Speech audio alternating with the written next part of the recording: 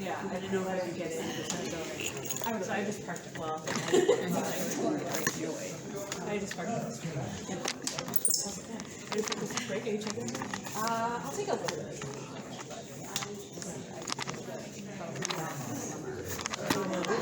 No, I took a week off in June before the idea of moving was not, Yeah. And you guys are completely done I was with it now? working on some tax stuff for Well, my we've got that in. checks. Yeah. I had to go all the way back to 2015 and get my property Yeah, tax and then I can statements. sell it. The guy definitely wants to sit right in front of me. Yeah. So we're hoping they could do it. I wonder if this is the worst place to sit. Well, you can see. They won't let you sit over here, I suppose, right? Yeah, that's probably for the people that are going to come. Well, that's Tim, I think.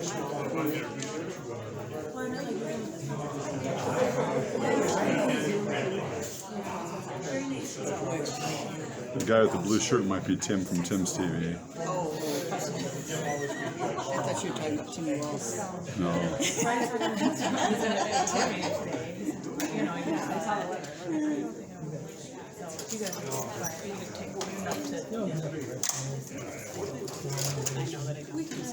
It's a hint. What's I mean, it? no one on Zoom will know this. That's true. I'm sure you're ready to go. You walk up to somebody, you don't have a breath mint. Take two. Take two, please. In a minute, I'm going to end the practice session, and at that point, please make sure your laptops are muted, and your microphones are muted, and your powers, or your sound is turned off on your laptops, otherwise we'll get some feedback. Don't anything about the switch if you want to speak. That doesn't apply to this table, but it does apply to the corporate conference statement. And then, Madam Chair, when the video, this is, you may begin the meeting. Jill, would you end the practice session? Over here.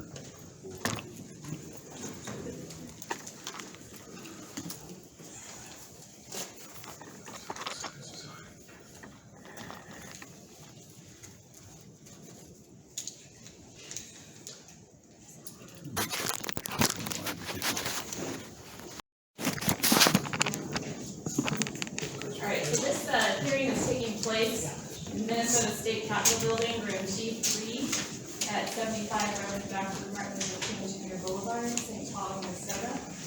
I'm here along with Commissioners Middlebrook, Commissioner Schnell, Commissioner Barath, here participating in person at the Capitol. And online, we have Commissioner Knudsen, Commissioner Moore, Commissioner Ladd, Commissioner Larkin, Commissioner Estrada, and Commissioner Blakey. I think I got everybody. Commissioner Hansi. Commissioner Hansi, yes, thank you. Thank you, Commissioner Hansi. This public hearing has a remote access option by telephone or interactive technology, and instructions for remote participation have been posted on our website at mn.gov/sentencing-guidelines/meetings. And as I mentioned, some of our commissioners are participating by telephone or interactive technology. The public hearing is being held to consider a proposal to amend sections 2B and 8 of the Minnesota Sentencing Guidelines and Commentary, as well as comment 2A01. The proposed changes include the repeal of sections 2B2, custody status at the time of defense, as well as conforming and clarifying terms. The specified effective date of all proposed modifications is August 1, 2022. You may access a complete copy of the proposed modifications on our website at mn.gov/sentencing-guidelines-meetings. These have been available on the website since November 15th, 2021, the same day the notice of this hearing is published in the State Register. There are a limited number of public inspection copies available in this room, together with the website access. So if you wish, you may make oral or written statements today regarding the proposed modifications. You may also address questions about the proposed modifications to the Commission, its staff, or witnesses, and if you make an oral statement, the commission or staff may ask questions of you. Members of the public who registered to testify before today will be called first in order that they register. If you would like to testify about the proposed modifications today, and you have not yet registered, you must first register your name, address, telephone number, and the names of any individuals or associations that you represent in connection with the hearing. If you are here in person, please sign in with the staff now by the signs reading signs to testify. And I'm not sure who's looking in the back of the room. Over here, right over here. So if you are here and you want to testify but you haven't yet signed up, please come on over and sign in to do that. If you are attending remotely and you have not yet signed up to testify but wish to do so, please email your registration information to staff at sentencing.guidelines@state.mn.us. Please do that right away.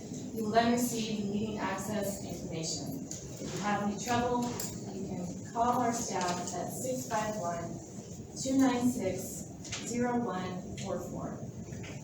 After everyone has testified, the public hearing will end. The commission will hold the record open for 5 calendar days after today to accept additional written comments. The commission will give due consideration to all written comments received within the 5-day comment period, as well as all written comments that have been received up to now. The commission will next meet on Thursday, January 13th at 1 p.m. to finally adopt or reject this proposal. The meeting will take place in this room, Capitol Room G3, with remote access optional. How many people do we have registered to testify there? Approximately 30 so far. Okay, so we have about 30 people to testify today. Because we do have a large number of people, I'm going to impose a time limit of 5 minutes. So if we reach the 5-minute mark, we'll cut you off.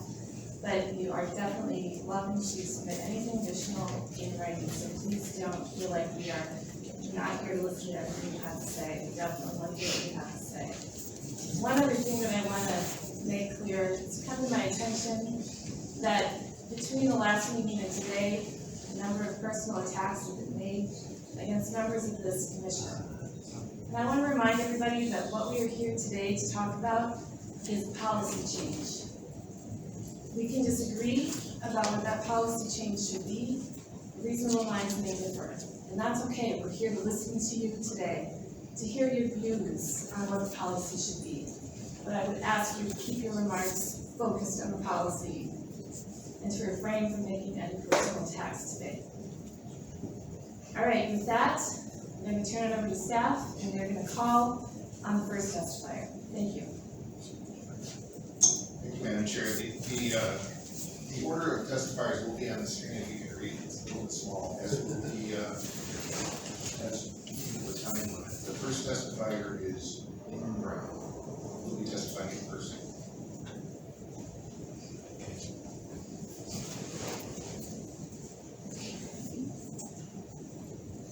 Are you going to be able to say whether that was here or on WebEx? Or expected to be? It should be in person. Okay. Dean Brown testified, signed up to testify in person. So is Dean Brown here? Okay, I'm not seeing Dean Brown. We'll go on to the next person and we'll come back to him in the chair.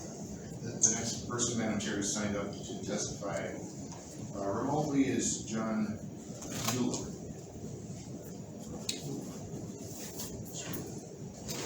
Mueller, are you here?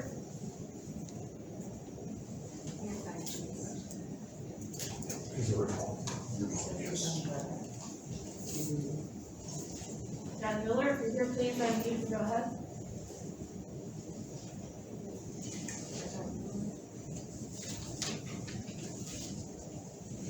He's unmuted, Madam Chair.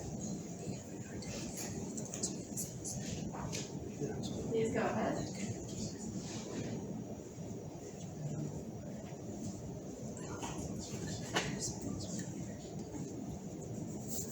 Okay, we seem to have some technical difficulties, so let's keep moving and perhaps. What? Well, I'm just wondering if we could do a test of any commission member on the WebEx call, let I'll pick on you, Judge Giddens, can you please unmute yourself and just speak into the microphone, make sure we can hear you? Can you hear me? We can, if you're a little soft, we can certainly hear you. Thank you. So John Mueller, are you on one? John Mueller is online, please. Can you unmute? He's unmuted. So please go ahead with your statement. Am I on? Can you hear me? Yes. Yes. Oh, my apologies, I have no audio, so I'm so sorry. Well, shall I commence? Thank you. Yes, please So, proceed. just share with you all my 11 years of clinical forensic experience. Actually, I have more now, working with the Pennsylvania Department of Corrections. I've since retired from that institution back in 2016. I was hired to start the nation's first solitary confinement. At that time, I accrued more clinical contact hours than any other prison psychology staff member in the U.S. or in Canada. I oversaw the treatment and served as lead therapist for one of the Department of Corrections specialized in forensic sex offender units for men who were high risk and designated as sexually violent predators.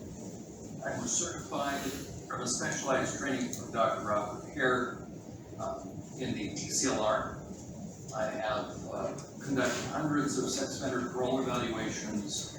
I'm certified in Static 99. I've also headed up treatment for the institution's mental health units, dual diagnosis programs, and programs for veterans. I'm a licensed professional counselor, and I run websites, survivorsupport.net, churchprotect.org, and have a legally podcast, Journey Through Healing, and I'm a certified sex offender treatment provider here in South Carolina. The reason why I appear on your screen from the U.S. is I was invited by the Child Protection League to give my thoughts to begin to help provide additional information. I watched your meeting from November 4th and was very heartened by the thoughtful consideration that you all gave. And I just thought in the brief time that I would share with you my concerns as a treatment provider in the community now, having provided years' worth of sex offender treatment to high and low intensity provided sex offenders, that to do what is being proposed for this particular population, I think is very dangerous. As a sex offender treatment provider, to lower the point removes a very important piece of treatment, which is aesthetic. I'm all about rehabilitation, that is what I do. But with the sex offender population in particular, you're dealing with the population that is known to be very death manipulation. And you need as many objective indicators and criteria by which you can see how they're doing. And to go easy on these men will make it more difficult, because by nature they tend to play on the edge. So if you want to balance criminal justice reform with public safety, I would say at the very least carve out the issue of sex offenders. As far as this population, do not make it easier for them. Do not lower the sentencing structure as far as if they violate on probation. No sex offender, or in equal, no sex offender violates by accident. In terms of failure to register, I haven't known that heat diagram has worked. That became one of the primary focuses as far as men violating on parole. None of these men fail to register by accident. In the institution, they tend to be some of the more fastidious in terms of details, so they know how to do that. And the greatest concern is this: with the number one risk assessment instrument that is used to determine the level of risk, high versus low, that is static 99, is terribly flawed when it comes to pedophiles. It gives additional points as it were to those that fit within that category. And I did my own research there.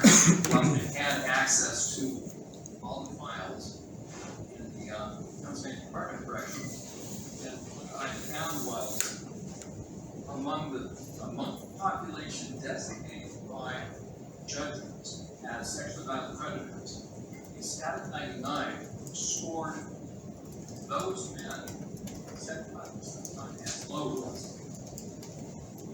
That is crucial to understand, because if someone then looks low risk, they're out in the community, they fail to register, they're already giving indications they are playing on the edge. So I would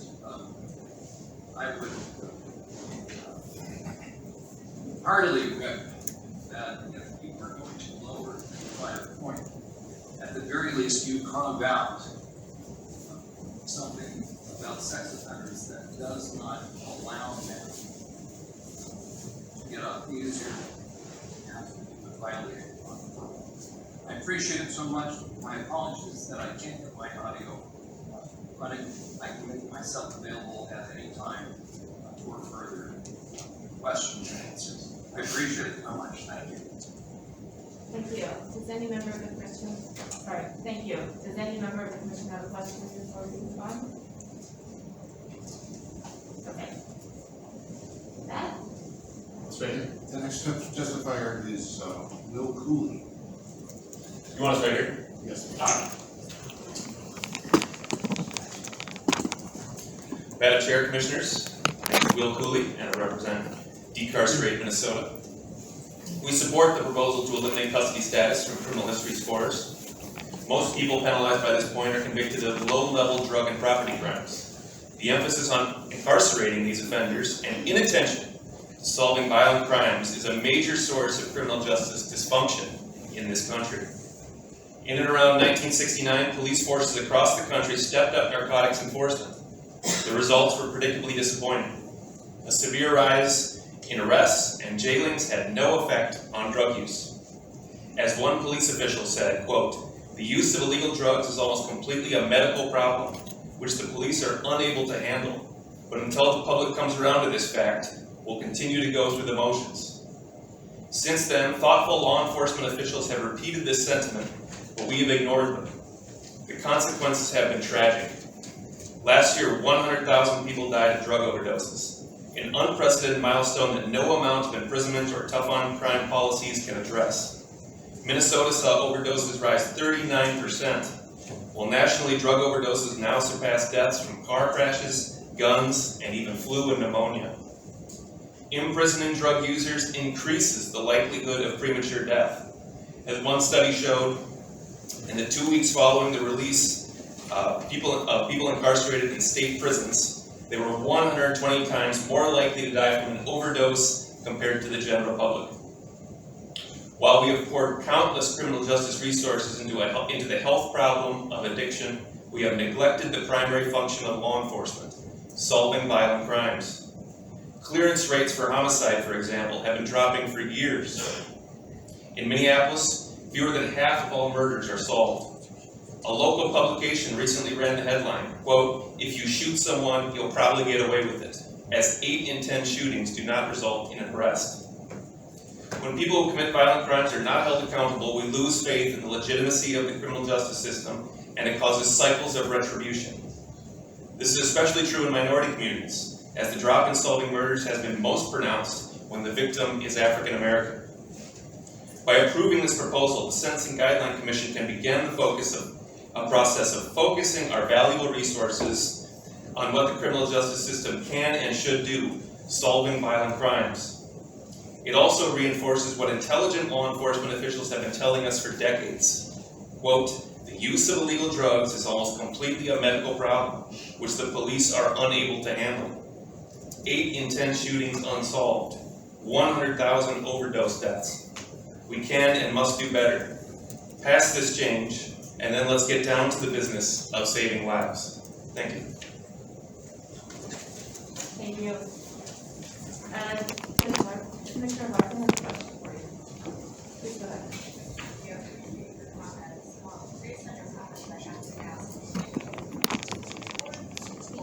Commissioner Larkin, just hang on one sec. We're really having trouble hearing you here.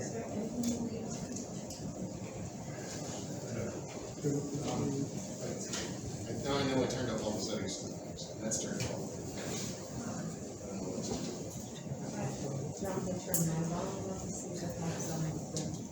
Let me see if I can help. Okay.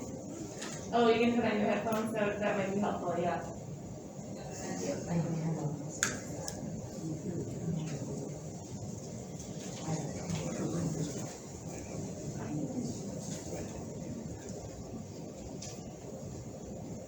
Is that better? Yes, very much so, thank you. Please go ahead.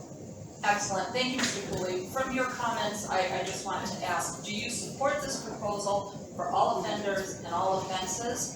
Or do you mainly support it for low-level drug offenders, which is the population you discussed? We support it for all offenders. We do not believe in carve-outs. If you look at the data, it's quite clear that this applies to low-level drug and property offenders. I understand that, but would carving those offenders out satisfy your concerns? How would it not? Again, this is kind of a, as we talked about before, it's kind of a double jeopardy situation here, right? We already take these things into account. Let's focus on what the criminal justice system should do, and that is solving violent crimes, which is clearly not doing right now, right? And let's let drug problems be a public health problem. What about sex offender problems? What about them? No additional questions. Okay, we'll move on. Thank you very much, Mr. Cooley. We'll move on to the next testifier. The next testifier is Senator Warren Miller.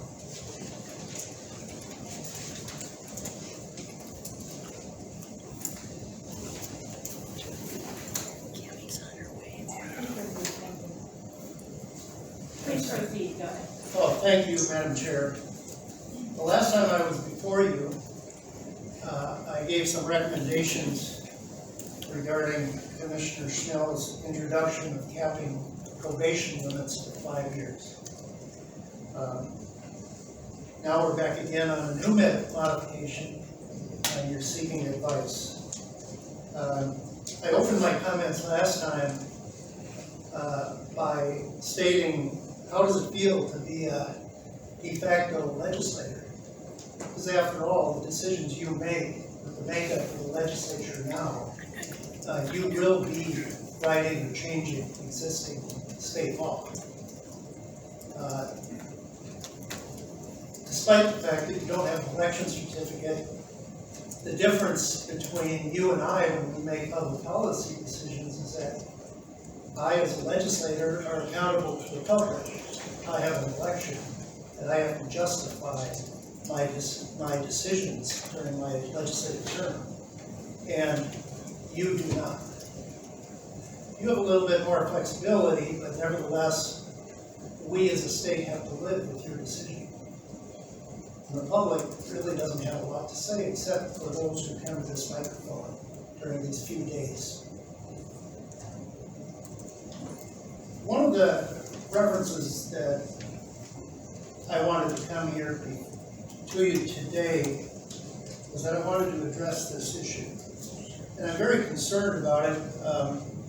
During the course of the discussions that we've had, the comments that I've heard from the newspapers, the background that's going on in the public, I hope we're not tone deaf to what's really happening to our citizens in Minnesota.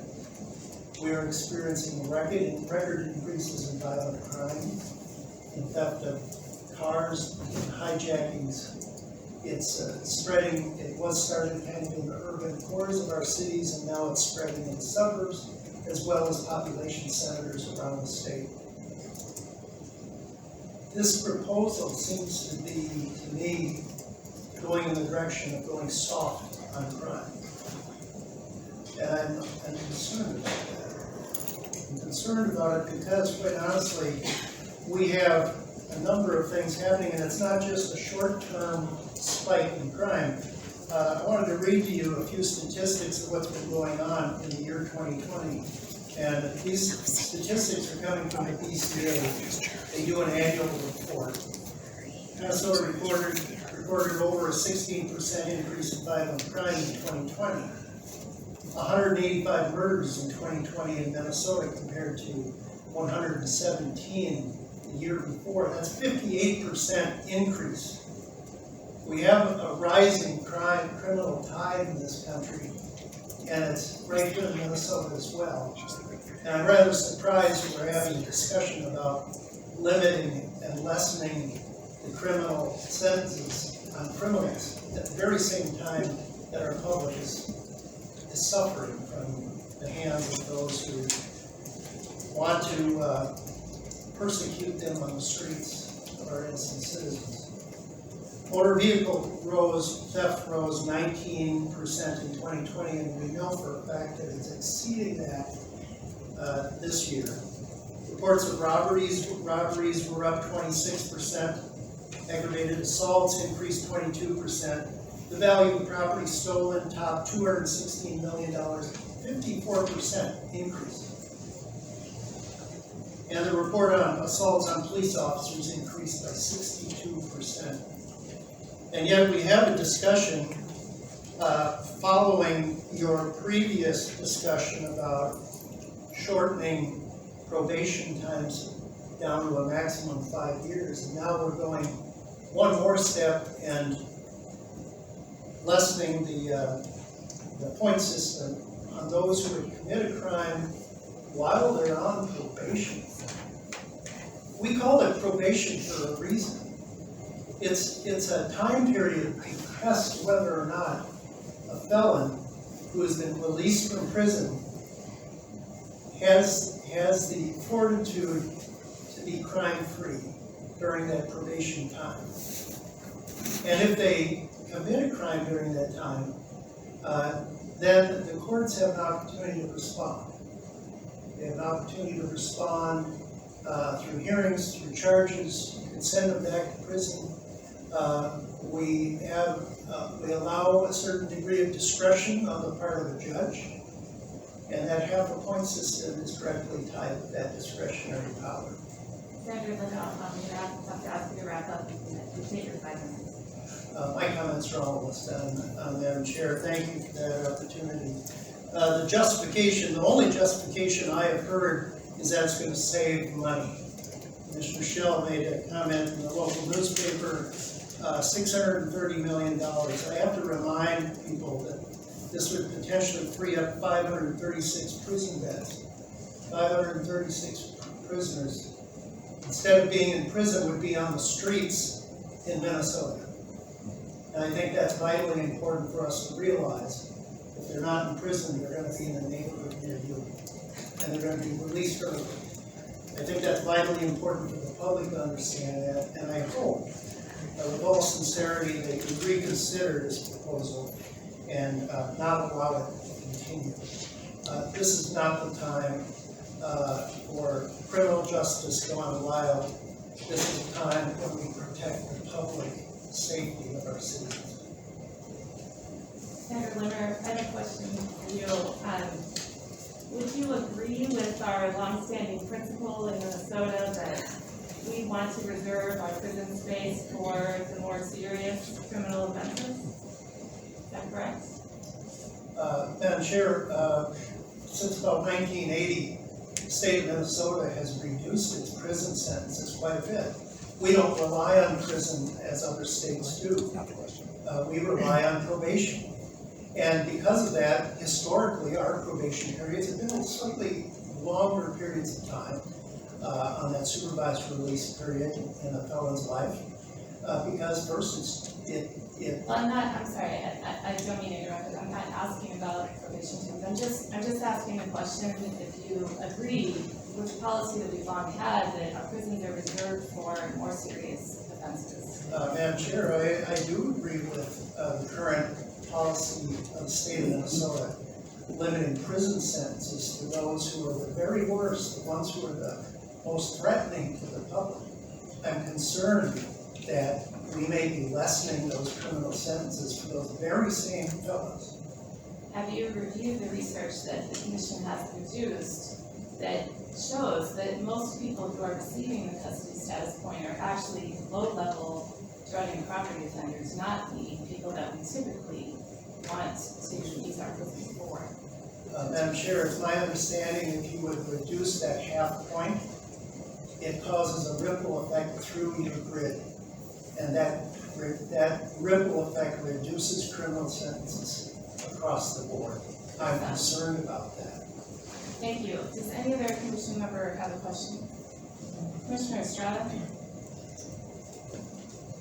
Thank you, Senator, for your comments. I think I speak to the whole commission here that, public safety is key to have public safety at the forefront of our mind.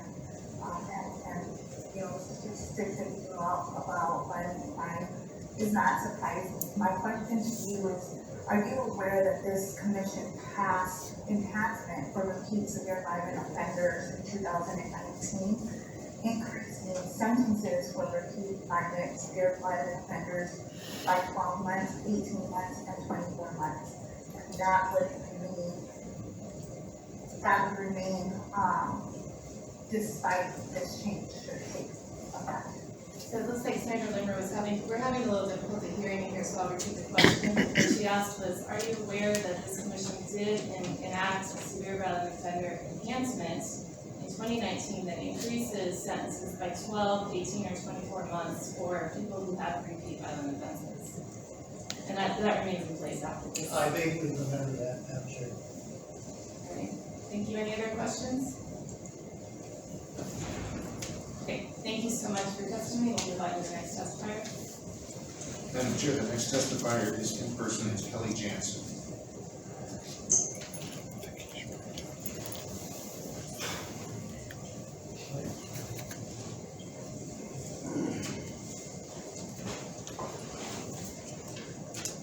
Hi, my name is Kelly Janssen. I'm with the Child Protection League Action, and our mission is to protect children from indoctrination, exploitation, and violence. Thank you for the opportunity to speak today during your public hearing. The Child Protection League works with victims and law enforcement officers who all say that your lack of strong sentencing guidelines for sexual predators creates a living hell for the victims. Our current guidelines are already so weak that almost 90% of predators convicted of possessing, distributing, and producing images and videos of the rape, torture, and defilement of children get probation only. Minnesota's sentencing guidelines are some of the weakest in the nation. Minnesota is not protecting survivors and victims. We are developing a reputation for being a sanctuary state for criminals, which is why we are appalled that your newest proposals are focused on saving money by reducing the prison bed population by 536. Those in Minnesota convicted of sexual abuse crimes against the most vulnerable, our children, are criminals of the worst kind. Yet the vast majority of them get off with probation only and consistently reoffend while on probation. Let me share just a few tragic examples, of which there are many more. Jacob Kinn from Bemidji, he was convicted for possession of child sexual abuse material. He was also arrested for child sexual abuse material production. And while he was on probation, he kidnapped a little girl who was only 5 years old, raped her, and then killed the babysitter. So level 3 sex offender, Shannon Michael Benson, he was out on probation for numerous domestic abuse-related convictions. He murdered a woman and her unborn baby just a little over a month ago. A Woodbury man, Michael Flynn, was found possessing child sexual abuse materials while on probation from a similar crime in May. A middle school assistant principal who had victimized 55 boys and girls in his school would have received only probation. But because he was charged federally, he is behind bars for decades where he can't hurt those kids anymore. This year, a predator in Brooklyn Park who sexually assaulted a 6-year-old boy only got time served and probation. So common sense would ask, why aren't you working to do the opposite? Why doesn't your proposal work to put more convicted predators behind bars? The 2021 Sentencing Guidelines Commission Minority Report to the legislature describes how heinous these crimes are against children. Little children, including infants, are being raped, tortured, and defiled. Those are real victims. Every single incident is a crime scene against a minor child. Survivors in the community can only have peace of mind when justice is served, knowing predators are behind bars where they belong and can no longer hurt children. It also gives treatment counselors the tools to work with convicts because offenders must fear consequences. Our government spends millions of dollars every year on websites, empty storage buildings, rest areas, bus stops, bike lanes, and trails. It defies logic that your justification for these reductions for incarceration is money. We have shootings and carjackings every day in the metro area that terrorize law-abiding citizens. Just this weekend, I had my own car broken into. So how does releasing more criminals back on the streets promote public safety? We hear from you a shifting sympathy from the victim to the perpetrator. We adamantly oppose the proposal to lighten the sentencing guidelines for repeat offenders. We and the public at large demand protection from violence against our children. At a minimum, this commission should be raising the sentencing guidelines to at least the federal guidelines for those convicted of crimes against children, especially for criminal sex crimes and for the possession, production, and distribution of child sexual abuse imagery. Does the public approve of your proposals? No, we do not. Thank you for your time. Ms. Janssen, I just wanted to let you know that the guidelines for many of the offenses were increased this past year. The legislature actually directed us to increase them, and we did. So I just wanted to make you aware that some of the sentences that you were concerned about have been changed. I am aware of that, but it's not enough. All right, good. Thank you for letting me know that. Any questions from the commission? Okay, thank you so much for your testimony. We'll move on to the next testifier.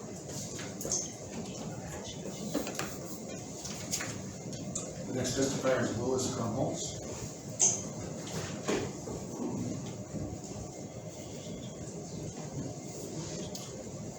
My name is Willis Krumholz. I work in the financial services industry, and I'm a part-time writer at the Federalist.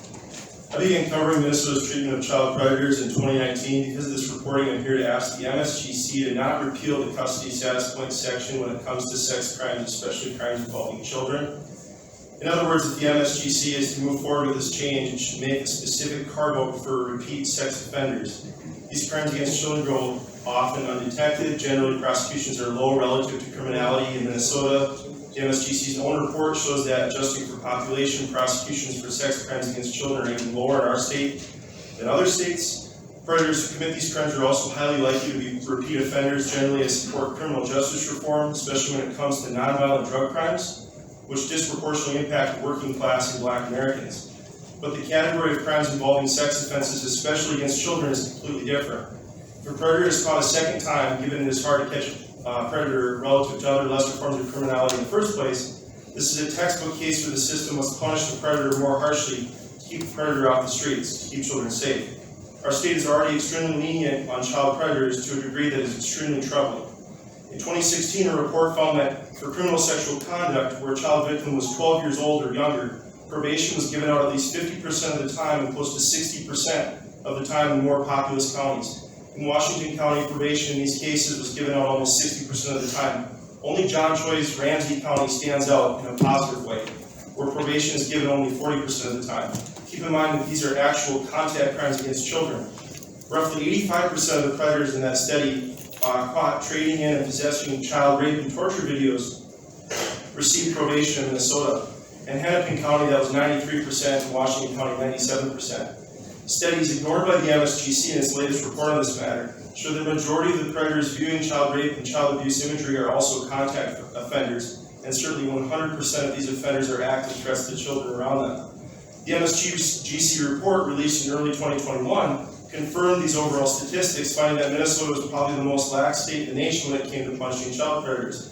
The MSGC admitted that even when comparing Minnesota to the states that the MSGC cherry-picked to compare against, Minnesota is the only state where the sentencing guidelines recommends probation, not prison, for offenders who are in possession of a collection of child sexual abuse imagery.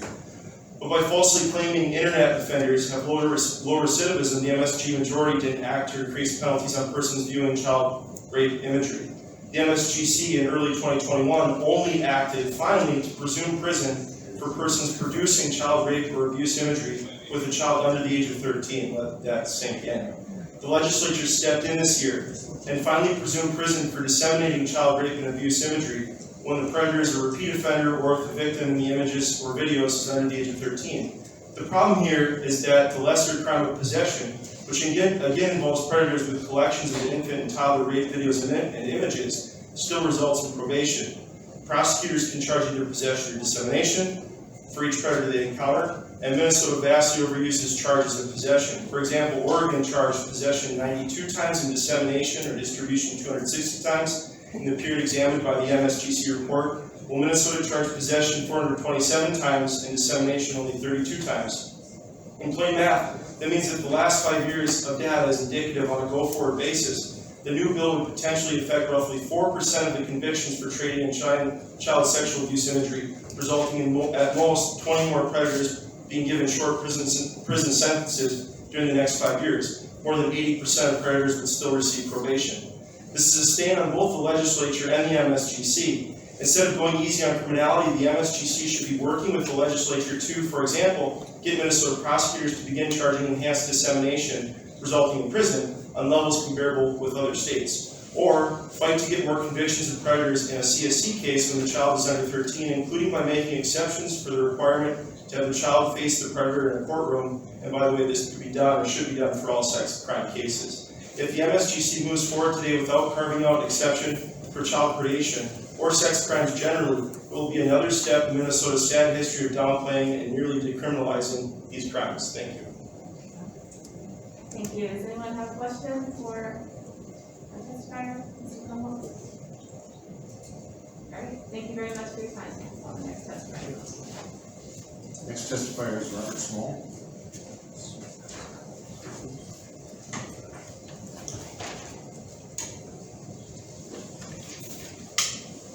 Please go ahead.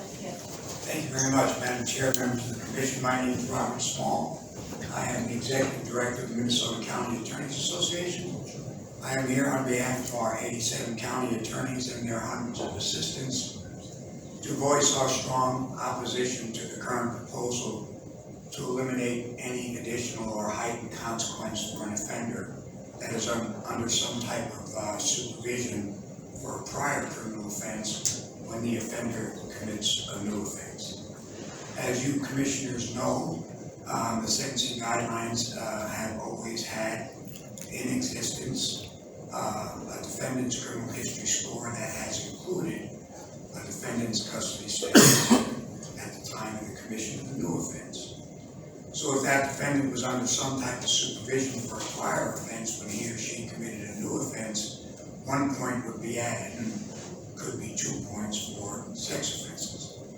Then in 2019, the commission relooked at the entirety of the criminal history score and reduced for non-sex offenses custody status by half a point. This resulted in an unusual situation of the criminal history score ending up with a half a point. That led judges and practitioners to decide whether they should round up or round down. That resulted in inconsistency in application and unfairness, and the commission wanted to do something about it. What the commission did from the county attorney's perspective is took the drastic approach of entirely eliminating consideration of an offender's custody status at the time a new offense was committed. From a public safety perspective, from a fairness perspective, our county attorneys favor the proposal that is not before the commission today. We're in favor of the proposal advanced by Judge Larkin, supported by our county attorney on the commission, as well as Justice Moore and Judge Knudsen.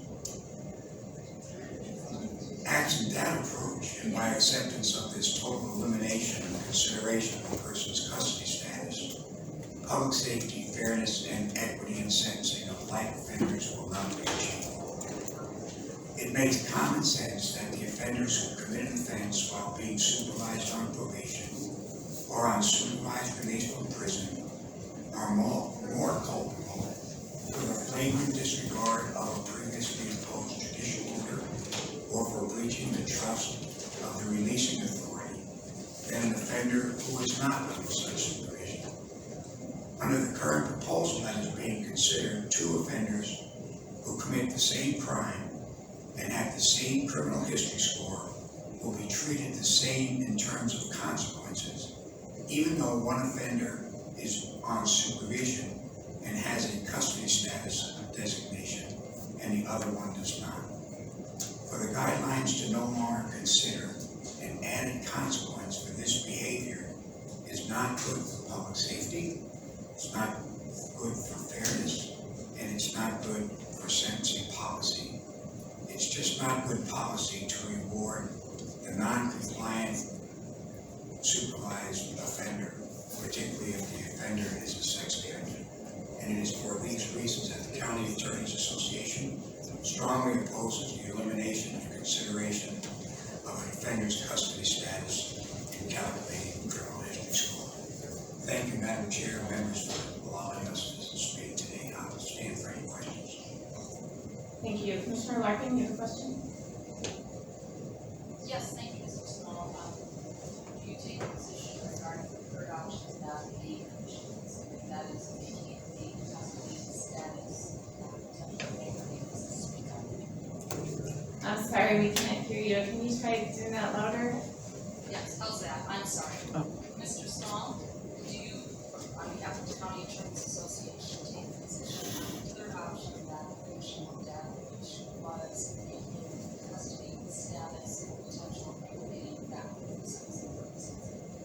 Okay, what she's asking is, do you have a position on the third option that the commission considered, which is to make custody status an aggravating factor? Madam Chair, Judge Larkin, we never got past Judge Larkin's proposal. We thought Judge Larkin's proposal made more sense, so we never got to the third. So you never discussed it? No, we don't have a position on that. Okay, thank you. Any other questions? Commissioner Schnell? Thank you so much for the testimony. I wonder what, when you talk about not good for public safety, you can describe how you see directly the correlation between public safety and the Certainly. Thank you, and I'm sorry about this, but I'm going to bring up one of your cases. As you know, you just released a first degree sale drug offender to Wadena County who had a 105-month sentence and was released on the SIP program when he had a lot more than 48 months left. And you had some phase 1 and phase 2, and sometimes they can be released earlier than 48 months. He was back in the community for a very short period of time and got arrested for first-degree drug sale. All right? That is what we are talking about, public safety. He will not face an additional consequence because he was just released from prison under supervision and committed the same crime, first-degree drug sale. That's not good for public safety, Commissioner. But I appreciate that, Mr. Small. I would say though that, would you agree that he will face a consequence for the violation based on his underlying offense? Yes, he will, but he will face the same consequence as someone who is not under supervision. That doesn't make good common sense, and it doesn't make sense for public safety. He ought to face greater consequences because he was under supervision, supposedly remaining law-abiding, and what did he do? He went out and went into the community and sold drugs. That's not good public safety, Commissioner, I'm sorry. And I think I would absolutely agree that his violation of that release is not acceptable. It's not okay. But I also, just want to make sure we agree that he will face consequences for being revoked. In fact, the legislature carves out specifically for that program a response, which is a bit different than some of the cases we might see. I'm not critical, Commissioner, of the fact that he was qualified for the program. That wasn't the purpose. The purpose, when you asked me about public safety, That's an example of the impact of public safety, and that person was under supervision and ought to have a consequence for that. Under this proposal, he does not have that consequence. He's got the consequence that the same thing would happen to a first degree who's not under supervision. That doesn't make sense to us. Any other questions? Commissioner Estrada, try to speak as loudly as you can. Thank you. I'll try. Hi, Judge Small. Hi.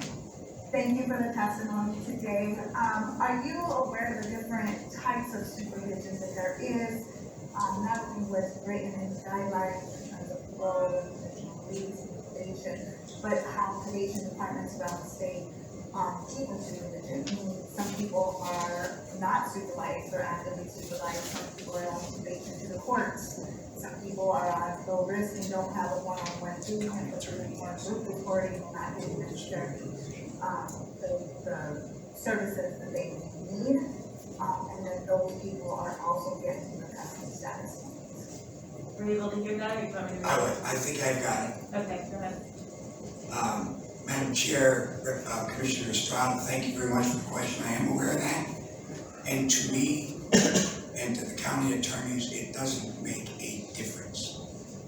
The fact that there's supervision means that there are conditions. And the condition is don't commit another crime. And so whether or not the person is actually being supervised by daily contact, weekly contact, monthly contact, the person is supposed to remain law-abiding. The person is not remaining law-abiding. The person ought to have a consequence for that. So thank you for the question. I hope I've answered it. Any other questions? All right, thank you Thank for your you. testimony. Thank you very much, Madam Chair.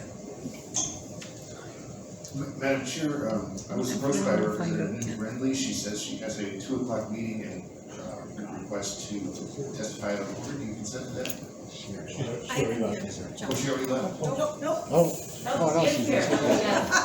Yes, we will go ahead. Please approach the chair bench. Please go ahead. Thank you, Madam Chair, and thank you for the latitude in allowing me to speak earlier. As you know, we're all very busy around here and trying to make our many meetings. But thank you, and I appreciate the opportunity to offer public comment. My name is Ann Brindley. I serve as the Deputy Leader of the Republican Caucus here in the House of Representatives, and I'm here to bring forward the immense concern that we have about this dangerous proposal. Earlier this month, over 50 members of our caucus sent a letter to the commission, and I want to echo some of the concerns that we raised in that letter in my testimony today. First and foremost, Minnesotans are not asking you to do this. As the deputy leader of our caucus, that gives me opportunity to travel around our state a lot. And as I do so, I talk to a lot of Minnesotans about their concerns, and not once have I heard them asking for the state to reduce sentences for repeat criminals. It's disturbing to me that the commission, which was created to help bring uniformity to sentencing, which is certainly a worthy goal, is now being used as a tool by the Walz administration to reduce sentences for repeat criminals. And with all due respect, an unelected board with little notice to or attention from the public is pushing drastic changes to our sentencing laws that put the public at risk. Most outrageously, this proposal provides the most benefit to sex offenders. Getting rid of custody points across the board would remove 2 full points assigned to sex offenders.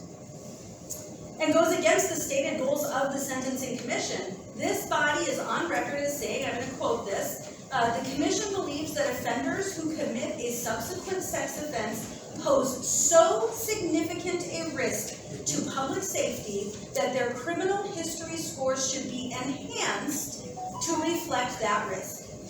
Let me say that again. The commission believes that offenders who commit a subsequent sex offense pose so significant a risk to public safety that their criminal history scores should be enhanced to reflect this risk. Minnesotans are tired. We are tired of preventable tragedies committed by people who have broken the law but are not being held accountable by our judicial system.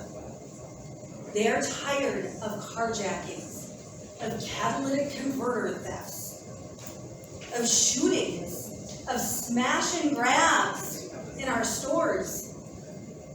The complete attitude of lawlessness that we seem to be forced to just tolerate. We are tired. No one voted for this. No one is asking for us to reduce sentences for repeat criminals. We want our prosecutors, judges, and you, the commission, to enforce the law and enforce the penalties spelled out in state law as passed by elected legislators. They don't want an unelected board primarily appointed by the governor deciding that we need to go easier on repeat criminals. If Governor Walz, who could stop this if he decided to actually take a position on it, if he believes that our sentences are too harsh, he should come out and say so. He should have a bill introduced by the legislature. He should stand behind it and defend it publicly instead of refusing to comment when reporters ask him where he stands on this push by his commissioners and appointees. Instead, as stated, Madam Chair, as you stated, while the legislature directed the commission to increase sentencing for sex trafficking, now the commission is using this backdoor process to reduce those sentences after increasing them. I am asking you to have some common sense. Listen to what Minnesotans are saying. Listen to the hundreds of public comments that you have received, the vast majority of which are against this proposal. Please reject this dangerous and unnecessary proposal. Thank you, Madam Chair. Representative Burnley, I have a question for you. I know that you've raised some concerns about sentencing for sex offenders. Are you aware that we do have within the guidelines an aggravating factor that allows for an increased sentence if a person commits a new sex offense after committing a prior sex offense? Regardless of what is currently in the standards, the sentencing guidelines, the current proposal will reduce those. I will say that the aggravating factor will allow the court to go up to the stat max if that's what they deem appropriate. So it's actually a more powerful tool than the custody status proposal that's in our guidelines that we're proposing to reduce right now. Well, with all due respect, the proposal automatically reduces sentencing. So I understand that there is some leeway there for the judges, but the sentencing guideline is proposing a position to, off the bat, reduce those that sentencing guideline. Most people, our research did show, were you aware of the research that showed that on the sex offender grid, most people who were receiving custody status were not receiving it for committing a new sex offense, but for failure to register. Where is that? And yet, the proposal applies across the board. It doesn't take those things into account. Great. Do we have any other questions from members of the commission? Yeah. Thank you very much for your testimony today. Thank you. Madam Chair, I'm being informed by Capitol Security that they're asking folks to exit on the east, west, or north side of the building. Please don't exit. For the time being on the south side of the building, we're just dealing with something happening on the south side. The south side being the main entrance. So just to be clear, if you're leaving, you're asking people to go out a particular door? Right, if you're leaving, there's actually a door right, just to our right, you can exit that way. All right, so. Tammy, get out there and find out what's going on. Ours and exit. Get out there and find out what's going on. You can leave the camera here. Take yours. Find out what's going on. Yes, I'm here. Can you hear me? Please go ahead. Can't And even talk smell as loud as you can, please. Thank you. Okay, I can talk loud. Madam Chair, thank you for the opportunity to testify. My name is Lawrence Nixon. I'm the Policy Director for Isaiah. Isaiah is a statewide organization of congregations, mosques, child care centers, and barber shops. Our mission is to enable people to organize for racial and economic progress. I'm here to speak in support of the proposal to eliminate custody status points from the criminal history score. No matter where or how we practice, most people of faith agree that every human being is capable of doing harm, and every single one of us is capable of change. Yet our current policies are overly harsh. These policies result in needless pain and suffering, not only for people who may have committed offenses, but also for their families, loved ones, and communities. The inclusion of custody status in criminal history score is a prime example of a harshly punitive policy. It is literally doubling down on the notion that we should keep people trapped in their past, rather than offering them a pathway to rehabilitation and reconciliation. Even more disturbing are the implications for those who might be saddled with a criminal history simply because they don't have the resources to fight charges. As Sarah Seo, professor of law at Columbia University, notes, around 95% of criminal cases in the U.S. end in pleas. For the poor, who are disproportionately people of color, the criminal justice system in the United States is essentially a plea and probation system.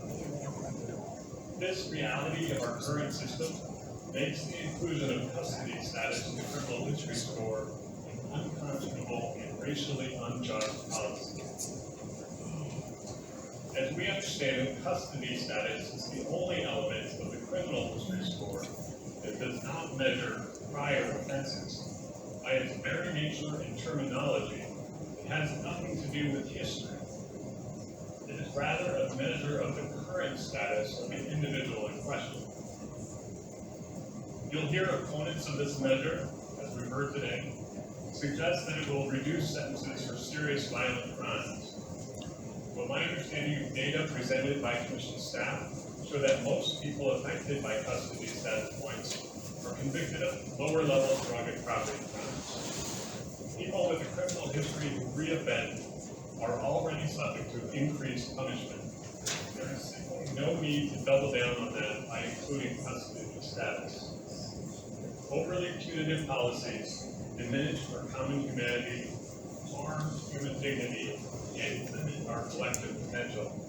They can also be counterproductive, trapping people in poverty, decreasing resilience, and making our society less safe. Please reject the voices of fear and, frankly, the bloodlust that is on display here today. We urge your support for this common sense reform. Thank you. Thank you. Does anyone have any questions for Mr. Nestach? All right, thank you for your testimony. We'll move on to our next testifier. The next testifier also online is J Lindgren.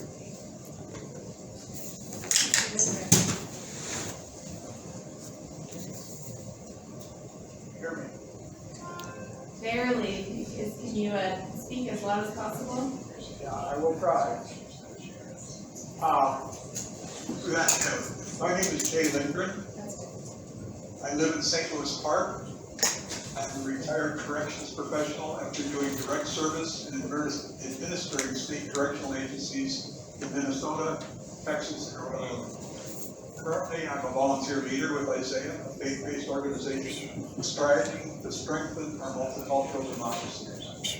The views I express today do not necessarily represent those of Isaiah. I come before you today in support of removing the custody status rules. I am motivated by both principles of fairness and what the data tells us. I do not believe that custody status should ever count towards a prison admission or an extension of an individual time in prison. Prison entry and length of stay should be the result of an individual's criminal behavior, not their status at the time of their criminal act. Data analyzed by the Robina Institute tells us that eliminating the custody status point affected 4,423 individuals, 48% of the 2003 sample. That is a lot of individual human beings. They add that custody status is a weak predictor of recidivism, and I quote, retaining it in the score's formulation really helps to identify an additional 1 out of every 100 recidivists. Their analysis further concludes that eliminating the custody status point will reduce racial disparities. In my opinion, reducing the number of individuals serving prison time by eliminating a weak predictor of future criminal acts is a proper way to save our tax dollars. But even more important, it is based on solid principles of fairness. One hears repeatedly that one of the core problems facing criminal justice in our country is trust in our system, especially among marginalized people. If it were me or a loved one about to be sentenced to prison rather than probation, or on the way to prison with eligibility for release delayed because of a previous custody status point, your decision next week would be monumental. Webster defines simple difference as obtaining income from two different sources, typically in an illicit way. Custody status allows the state to double dip into one's limited time on earth. Custody status is not a measure of one's criminal history. It is the only item in a criminal history score that is not a measure of prior offending. It does not belong in the criminal history score. An individual's incarceration should be based not solely on the seriousness of their commitment, offense, and prior criminal convictions. Thank you for granting me this opportunity. Thank you, Mr. Lindgren. Any questions from commission members? Okay, we'll move on to the next testifier. Thank you. Next testifier is Chief Eric Mueller. Most interesting ones are stuff like that. Madam Chair, can you hear me? We can, if you could speak as loudly as possible, that will help us in this room here. Thank you, Chief Warner. Good afternoon, Madam Chair, members of the Commission. My name is Eric Warner. I'm the President of the Chief of Police Association, Chief of Police of the City of Grove. I'm here this afternoon representing over 300 police chiefs and another 150 command staff members of police agencies across the state. I want to thank you for allowing me to speak to the Commission today on this important public safety topic. For many years, the defendant criminal history score included consideration of the defendant's custody status at the time he or she committed the crime. In 2019, the Minnesota Sentencing Guideline Commission reduced the consequences for committing crime from 1 point to a half point. The Minnesota Chiefs of Police Association feels strongly that the Commission should continue to consider extended custody status when an individual commits an additional crime. We feel this will provide consistency, fairness, and legitimacy.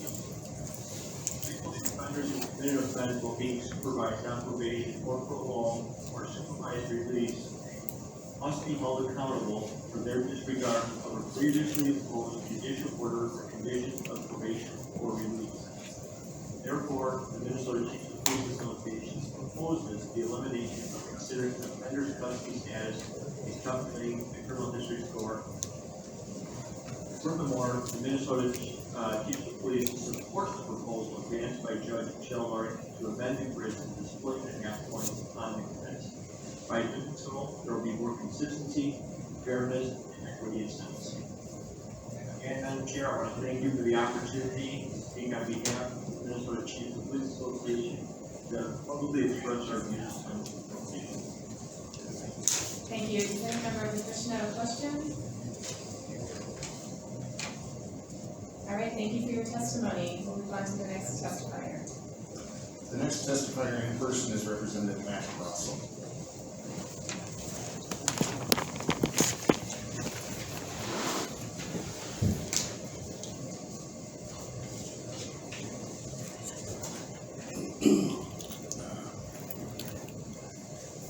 Thank you, Madam Chair, and committee members for allowing me to give my public testimony.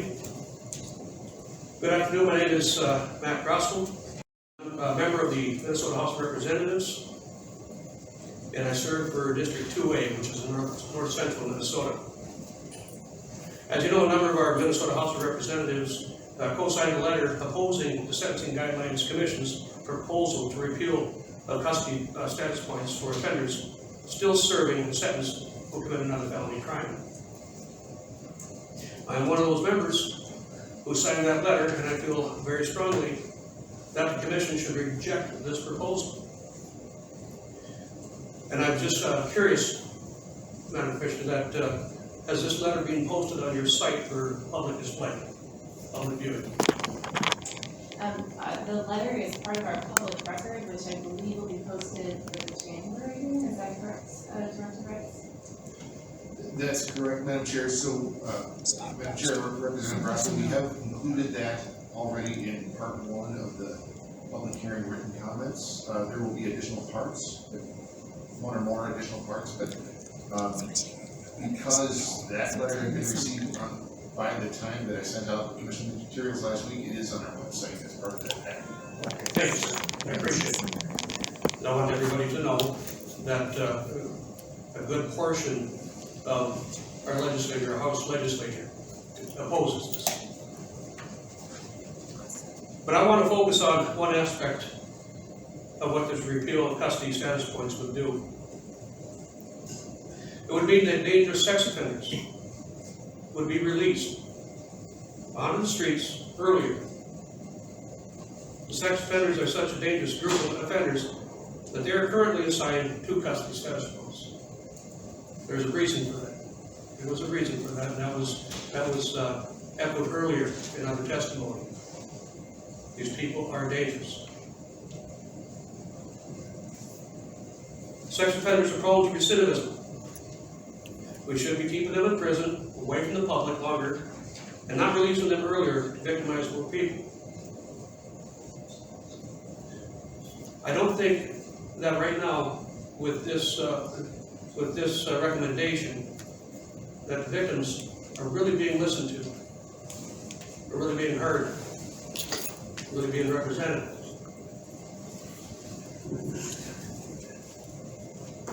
I spent a career in law enforcement. I work closely with professionals who investigate sex and child pornography crimes.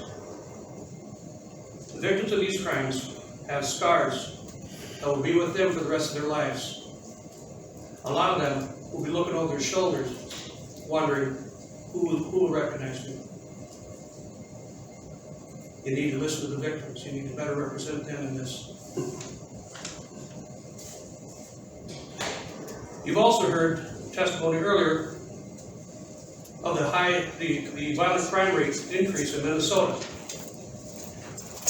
Now these aren't statistics, and I don't have numbers for you, but I stay in touch with the boots on the ground. I stay in touch with our officers on the front line. And the things that I'm hearing from them are disturbing, especially when this recommendation has come to light, that a very high percentage of these people committing these crimes have violent crimes in their criminal history, or are on probation, or a crime same or similar. That's what I'm hearing from our people out on the front lines. You'll get those stats, and they will come the next year. As many of you know, when the Commission was considering the re-ranking of child pornography offenses last year, I sent a letter. I sent a letter asking the Commission to re-rank child pornography, possession, and distribution of presumptive sentences on a sex offender sentencing grid, higher than what the Commission eventually adopted. You missed a great opportunity there, and I'm glad for what was done, but like my letter said, you missed an opportunity to better represent, to give more justice to these victims. These people are not just casual viewers of child rape, torture, sexual abuse, video and imagery. It's not pornography. That's not pornography. It's child rape and torture, sexual abuse, sexual assault, video and imagery. And some of those I mentioned earlier that they will spend the rest of their life looking over their shoulder. Who might recognize me? Who might see me out here? It's harder for them to heal. Thankfully, the legislature directed the commission to give them a higher ranking and pass legislative session. Now, what has been done, as far as presumed sentence for dissemination, presumed sentence for production, this is not going to help them at all. This is not going to hold these predators accountable the way they should be. This is not going to be giving victims the justice they deserve.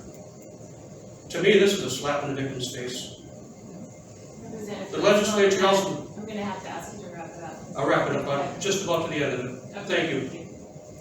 The legislature also directed the Sentencing Guidelines Commission to re-rank sex trafficking in sentences to reflect increased penalties. The legislation passed this year, but the commission thought it more important to scheme a way to let more sex offenders out of prison than do the work the legislature mandated and increase the presumptive sentences for sex traffickers. We ask for direction. The legislature does its job. You got to do yours too to help us, to protect the state, to protect the citizens. Again, I have dedicated my work in the legislature to keeping people safe from criminals, especially dangerous sex offenders and child pornography purveyors. The elimination of custody status points is counter to the work I've dedicated my legislative career to doing. I urge the Commission to think about the victims. Think about the victims. I'm talking from toddler to infant to teenagers to adults. They didn't ask for it. They were victims. And reject this proposal. Thank you. All right, so Director Rice wants to correct what he said earlier. Thank you, Madam Chairman. I apologize, Representative Russell, I misspoke. That letter is not on our website yet. I did provide it to the commission members, but it will be posted on the website together with all of their meeting materials prior to the January 10th. Thank you. Part of our public records, pull all the public comments together and make this available, so I think that's why it's not up there. And the comment period closes next week. Before I let you go, is there anyone on the commission that has a question? Commissioner Moran. Pull the. Yeah, just pull the microphone. I would just like to say, as a victim of a violent serial rapist myself, I absolutely share your concern and your compassion for victims. And you're absolutely right in the sense that it is truly terrible to live a life looking over your shoulder without fear. That said, I have found personally that knowledge has been power in that healing process, and my question for you is your thoughts on, would you say that victims ought to know that the data behind how the custody status point affects perpetrators currently, reoffenders, in terms of that of being mostly on the technical recidivism as opposed to new offenses? Do you think that's an important piece of information that victims ought to know? Does it work? Yes. Okay. Getting old, my eyes are getting shaky a little bit at a time. You know, it is important. It is important. But what I've asked for is to make sure that these predators, these types of violent crimes, do not let up on them. Do not go light on them. Do not go soft on them. If there are issues that need to be looked at them. Many people have come up and they've asked for a cargo for this type of crime. I want you to consider the victims in this. Technical or not, wherever it's at. Right now, Minnesota is the lowest, one of the lowest for incarceration for child pornography crimes, child rape, torture, sexual abuse crimes. We're one of the lowest, one of the worst. We're tied. We're in a four-way tie with other states as far as lowest as far as incarceration. And the last year, we incarcerated less than the years before. So we are, as a legislature, we are as citizens, trying to make sure that those places, those prison cells, are reserved for those who should be there. I don't believe this recommendation is going to help us to accomplish that. Commissioner Chanel, do you have a question? Thank you, Representative Crosswell. I want to go back a little bit to the comment, I think that the chair had asked earlier about the use of the aggravating factor provision, which is currently in the guidelines and would remain in the guidelines, allowing for those cases where there has been a previous offense and a reoffense under these certain conditions to be to receive a sentence up to the statutory maximum, the legislative statutory maximum. You do not see that as a viable tool to address the concerns that you raised? Commissioner Shell, Judge Small spelled it out really good as far as all the county attorney's staff. If you have someone that's on probation and they commit another crime, a violent crime, there needs to be extra weight on that. There needs to be extra weight put on that. And I think that was, I guess, the question. Is the provision that is in guidelines today related to the sexual offenses that you're concerned about, and we all are concerned about, is that provision not satisfactory in terms of addressing the court's ability to address these dangerous offenders to the fullest extent of the law up to the statutory maximum as established by the legislature?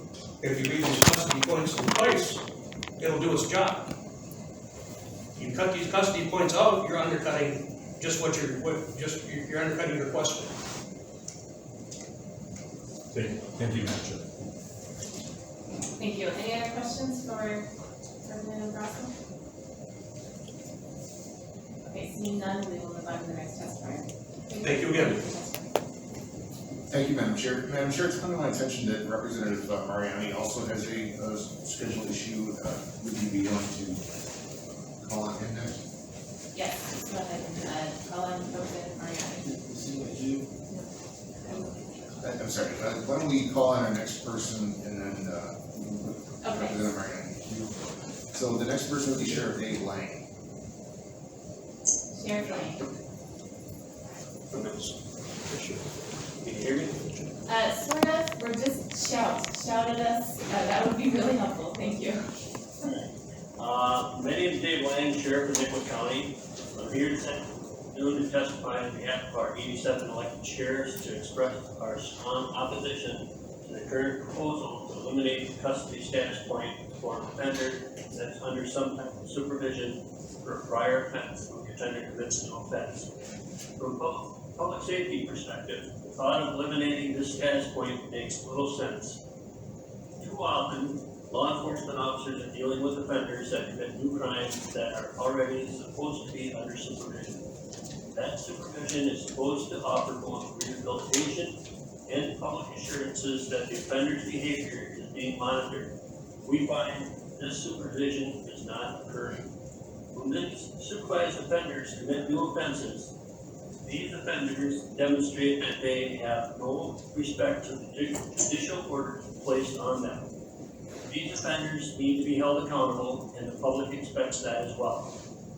Custody status point serves public safety as it accomplishes holding individuals accountable and fulfills the public's expectation that individuals who violate the law while under supervision face additional consequences for their behavior. For these reasons, the Minnesota Sheriff's Association opposes the elimination of considering an offender's custody status in calculating the criminal history score. Thank you for the opportunity to publicly express the views of the sheriffs on this important issue. Thank you, Sheriff Lee. Does anyone have a question? Okay, seeing none, then we'll move to the next testifier. Madam Chair, the next testifier by telephone is Representative Carlos Mariano. Good afternoon, can you hear me? Yes, just please try talking loudly. We're just having some audio problems here in the room. Thank you. I will do that. Web access is new technology for me as a founder with Chair Mitchell and members of the committee. Thank you for allowing me to testify today. I'm Carlos Mariano, State Representative 65B, St. Paul. I want to thank you also for your service to the people of Minnesota. My primary purpose for appearing before you today, as I have done so before, is to reiterate my support for this commission operating independent of political interference. I think it's important that the record reflects that the legislature spoke in defense of the independence of this body as authorized in state law and as such emanating from the state legislature itself. As someone who operates in the political arena, I value this commission because at its best and as intended, it is a space dedicated to ensuring that objective data analysis and community conversations drive decisions that A, promote public safety, B, promotes racial equity, and C, promotes individual liberty. I offer this testimony to reassert the importance of this space and reassert the need for an agency that creates policy on corrections, independent of political gamemanship, partisan dog whistles, and media manipulation.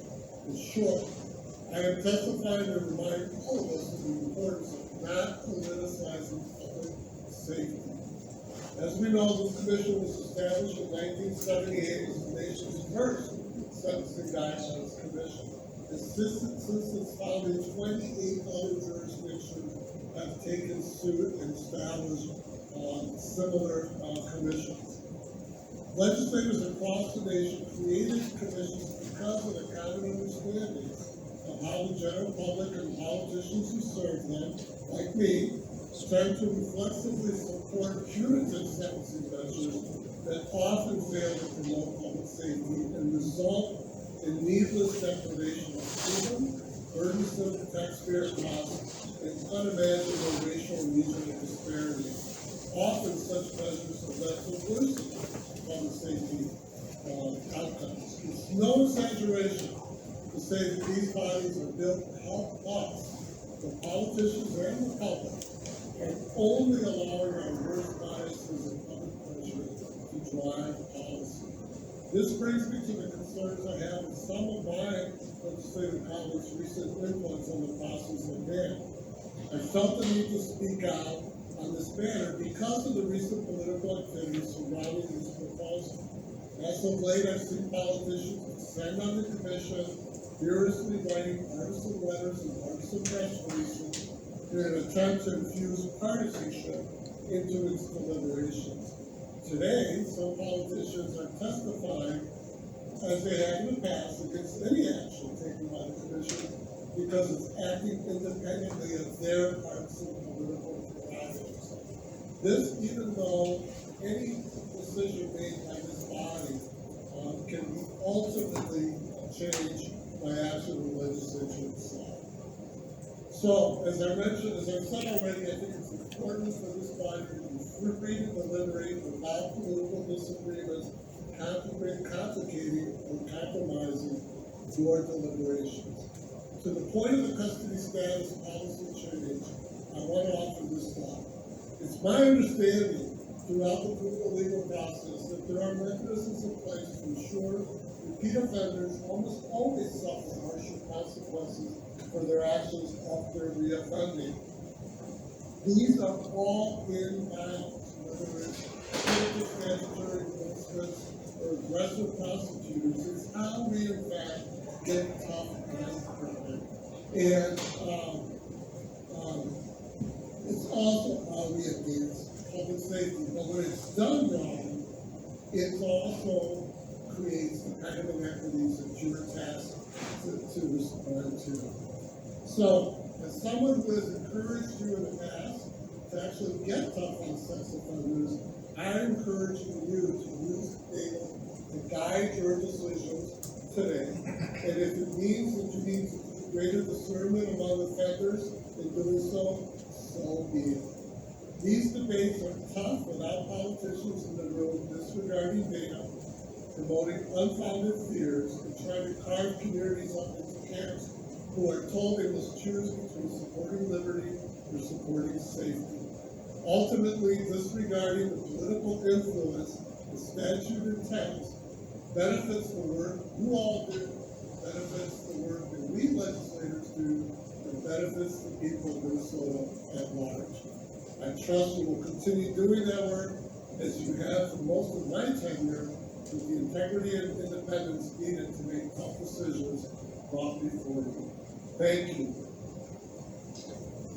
Thank you, Representative Mariani. Does any member of the commission have a question? All right, seeing none, thank you for your testimony. We'll move on to the next testifier. Thank you. The next testifier is Latrell Snyder, also remotely.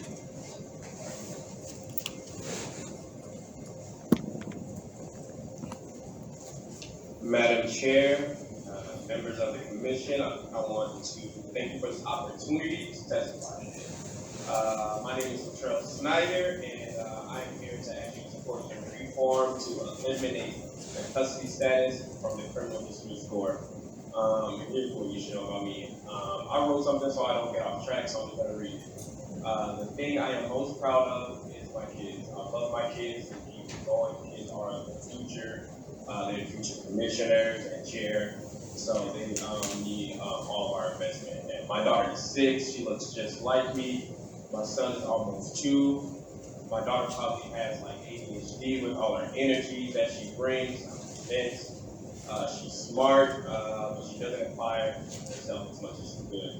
And I used to be there every day with her, and now I'm getting her on the weekends.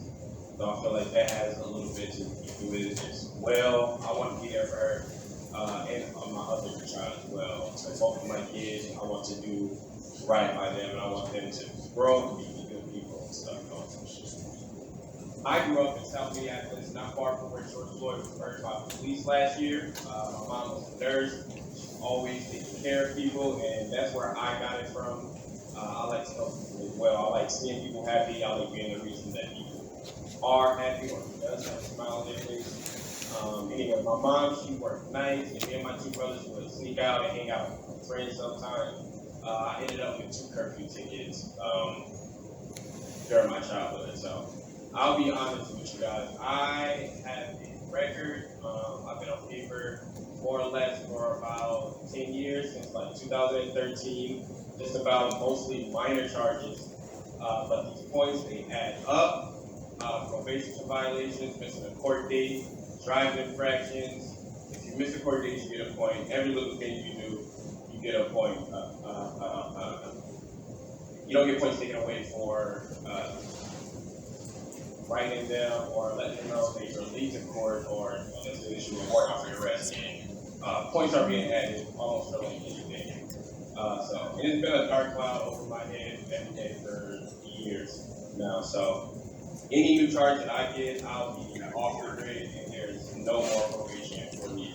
I've made my share of mistakes, but I'm trying to do right by my kids and my community at this point.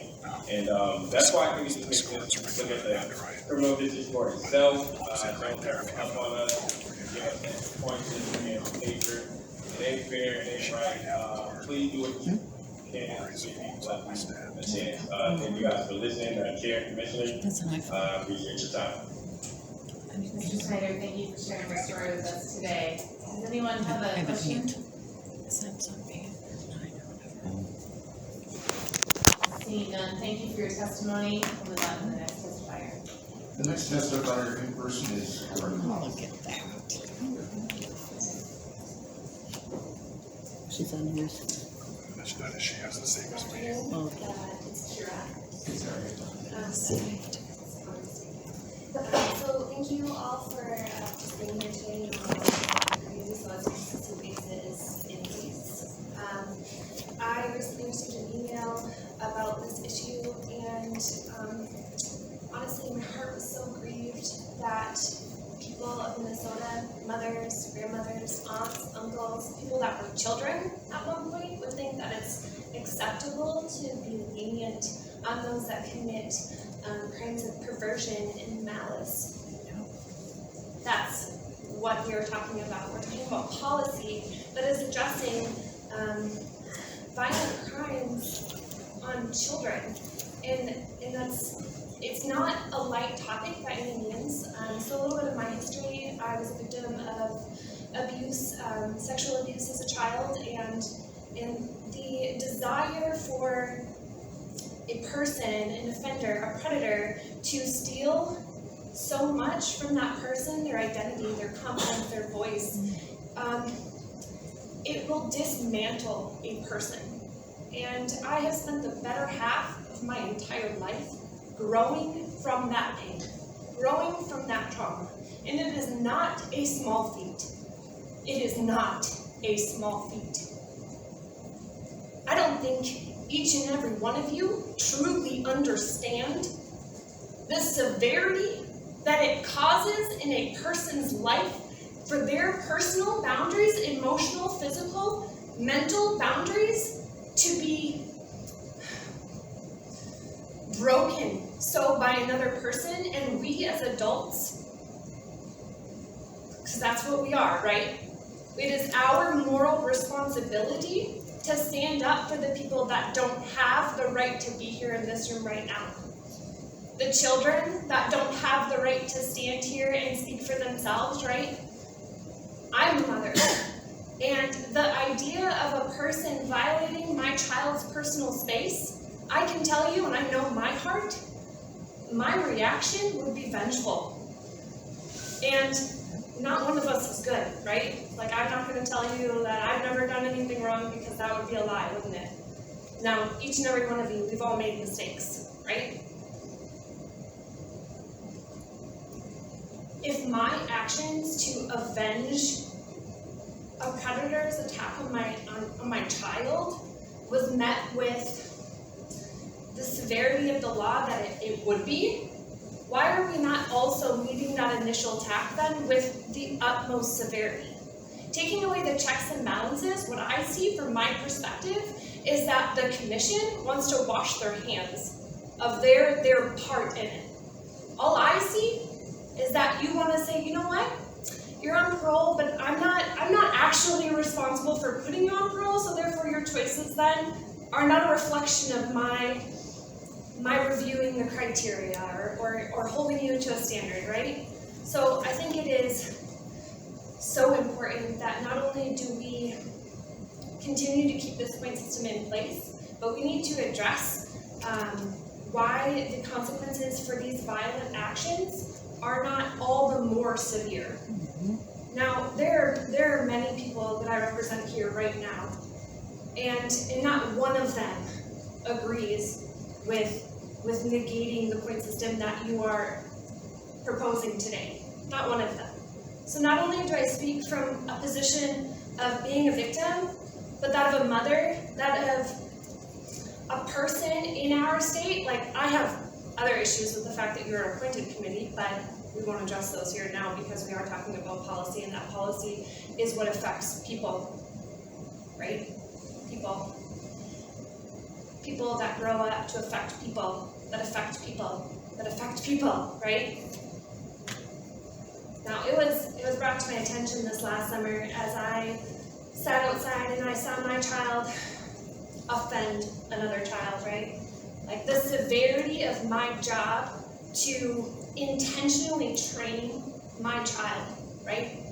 I have just one, but that one person will affect a multitude of people I will never be able to count. What I instill in him, what he grows through, will be what he lives out of, right? Just as I had to address the pain and the trauma that I was living out of that caused me to make poor life choices, right? It did.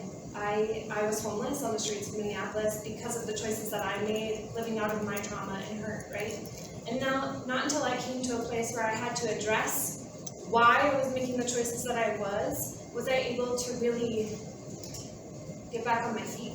And then there was many people and organizations that came along to help me move into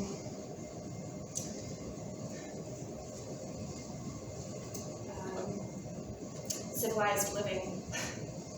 So I just want to thank you all for being here and for taking the time to open your ears and, more importantly, open your hearts and really hear that this is wrong on so many levels. So many levels. So thank you.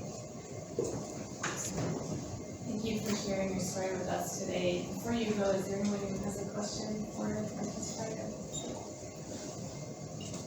Okay, not seeing anyone. Let's move on to the next testifier. The next testifier on the next, I believe, is Amy Strand. Thank you. Good afternoon, Madam Chairman, members. Ms. Strand, if you could try to, we're just having audio issues here. If you could try to speak up as much as possible, that would be helpful to us. Thank you. Good afternoon,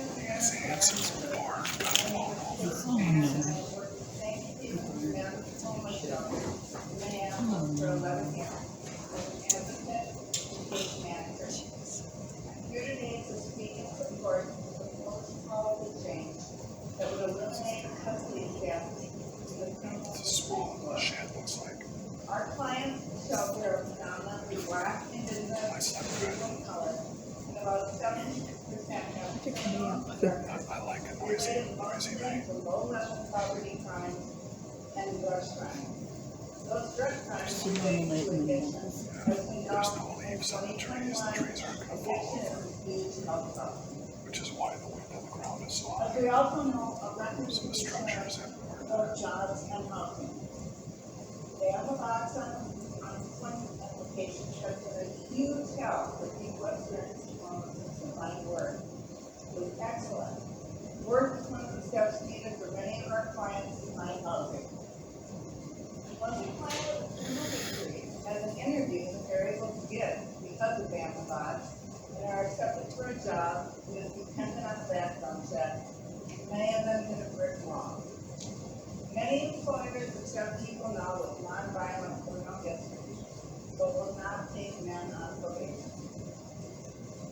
As I understand it, the length of probation in Minnesota is still one of the longest in the country, and it creates continuous for homeless people who are trying to change their lives going forward.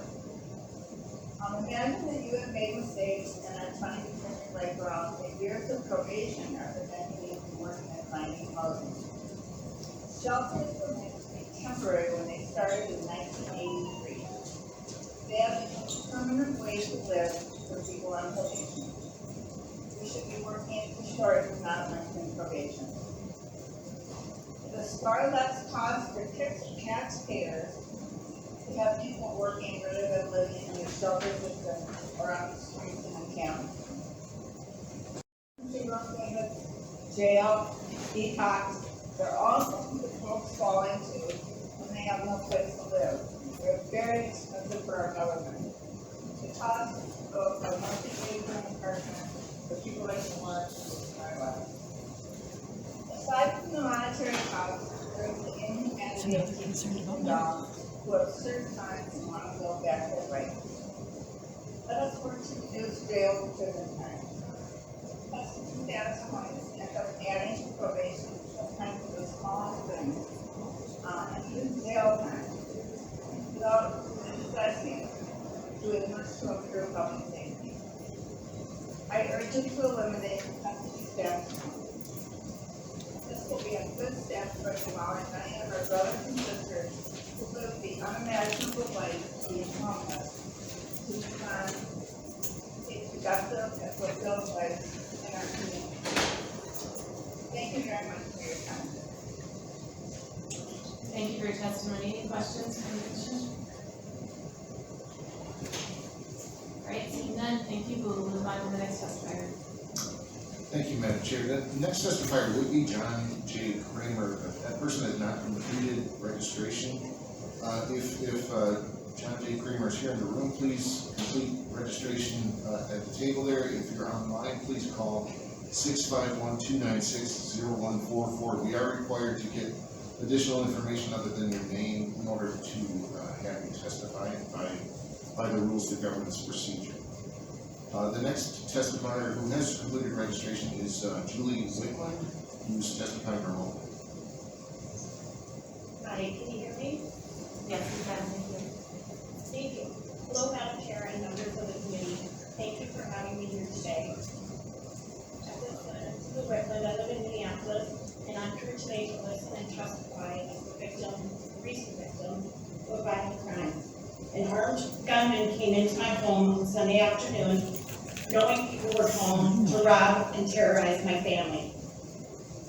We, the city of Minneapolis and the surrounding communities, are experiencing a significant surge in violent crimes, home invasions, and carjackings. This has been recognized by the Minneapolis Police Department, by neighboring police departments, mayors, members of the public. Most recently, Mike Freeman's office announced a ramped-up prosecution effort to tackle the explosion in carjacking. I am an infectious disease epidemiologist, and I work for the Minnesota Department of Health on the school and child care COVID team. I've been working with this team since September of 2020. I work with schools to help them determine mitigation measures to address outbreaks in their school and keep their schools safe. I advise them that it is not the time to remove mitigation measures right now when we are in a surge of COVID. I tell you this because I see this as a similar situation, as we should not be removing the custody status point at this time when violent crime is surging, just like we should not remove mitigation when COVID cases are surging. The kid who came into my home with a gun, threatening myself, my daughter, and my dog, certainly had done this before and has done it since. I am also certain that this individual has been brought in before and has not seen any consequences to terrorizing people night after night, day after day. In fact, they were at another home 3 days after, doing the same thing as my belongings were found with theirs. If they are on probation or parole committing crimes, we have not gotten their attention, and they are blameworthy. This surge in violent crime is definitely the result of the revolving door policies, particularly with regard to juveniles. There are people who need second and third chances, but this should not be applied uniformly to all of these cases. There are others that will test the system, and the word is out that Minnesota is soft on crime. Custody status points should not be taken into account when it applies to violent crime and repeat offenders of violent crime. How can a judge not take into account the status when they have committed a crime while in custody status, treated the same as someone who isn't? Doesn't their status tell you about their history? What about the trauma that these repeat offenders have added to the lives of victims like myself, my daughter, my whole family, and my whole community? More and more every day and every night. I am opposed to removing the custody status points across the board, especially at the same time we are experiencing this exponential surge in crime, especially violent crime. Our family will have to endure the trauma of this horrific event forever, and the people who committed this crime see no consequences, and this has to stop. These people are a risk to our public safety And I thank you for opposing this custody status being removed. Thank you. Thank you for your testimony and sharing your story today. Does any member of the commission have a question? All right, thank you. We'll move on to the next testifier. The next testifier is Lisa Walker.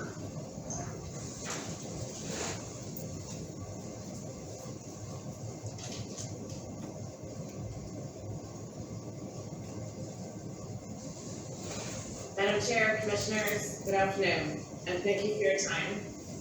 My name is Lisa Walker, and like the previous individual giving testimony, I too am a victim of crime. On September 3rd, 5 days before classes were to start at the University of Minnesota, a beautiful night, neighborhood abuzz with excited students, my life was forever changed. Worse than my own, my 20-year-old daughter's life. Her confidence, strength, everything she stood for, forever changed.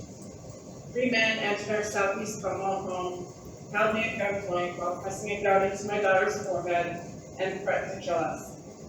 They robbed us of our possessions, my car.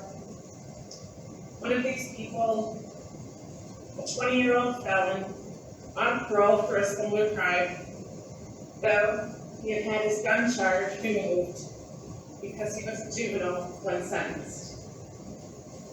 Our daughter had such extreme PTSD, she had gone from in-person classes at the university and has not slept through the night in 104 days.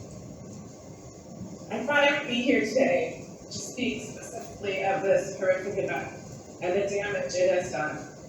However, while preparing, it occurred to me that I am also here today as the sister of a felon. I repeat, DWI, multi-state offender, 8 fact. After a culmination of 15 failed attempts at alcohol rehabilitation, I can tell you 2 things that ultimately worked for his current sobriety. Fear of steeper sentences, and his successful completion of a 2-year drug court program in another state. At the time of my brother's worst relapses, all of the programs set up to help him did not work. As supervised probation and all of the required programs, so many people worked so hard to set up to try to make people like him listen, hear, and change. None of them worked, and he stayed. At the time, all of us loving, caring family members, as awful and heart-wrenching as it was to admit, we felt the only thing that would protect society from his drinking and driving was incarceration. It is incredibly painful to see your intelligent, loving, desperate sibling with a master's degree sit behind a screen in a jumpsuit. I believe to my core in a system that would be more about rehabilitation than punitive. And in both of these scenarios I share with you today, the one single thing that's important to know is that neither the 20-year-old felon nor my beloved brother heard, got it, listened, or learned. I love my brother to the core, but he was not getting it. I do believe there are those out there whose programs and attendance in those programs will reduce recidivism. Am I just the unlucky one that I have experienced 2 examples where that is not the case? I am one person. I think not. I feel the individual who came into my home with a gun and threatened us and forever scarred my aspiring 20-year-old does deserve thankworthiness. I believe the person my brother was does deserve thankworthiness. Because, and simply because, they committed a crime before their sentence was finished. And they were not getting it. They were a risk to the safety of others.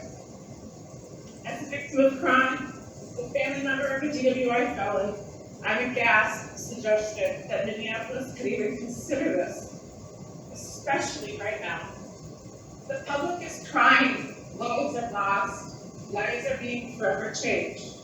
right here, right now, as we sit here. I believe to my core in social programs. I wish more than anything they worked for everyone. For those that the programs do not work, please don't make it easier, softer, less intimidating for them to reinvent. I believe to my core that my brother's fear of long-term incarceration helped get him back on his feet. One last thing.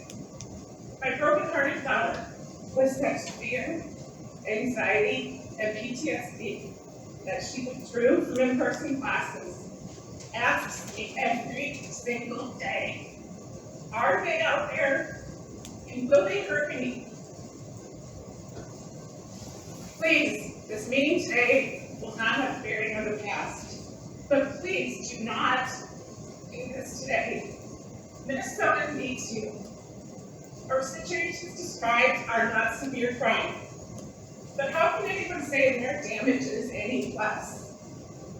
Per the gentleman's testimony before me, mine is a voice of fear. Please do not reject my voice of fear. Thank you. Thank you, Ms. Walker. Does anyone have a question? All right, thank you for sharing your story, and we'll move on to the next testifier.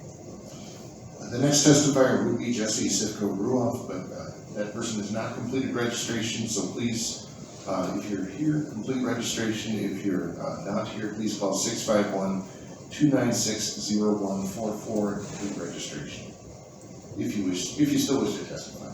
The next testifiers are Reverend Dr. Heidi Vardaman and Reverend Frank Vardaman.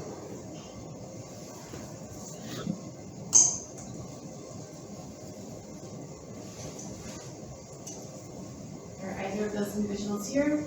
I'm sorry, they will not be testifying in person, they're testifying. Oh, okay, they are online. Yes.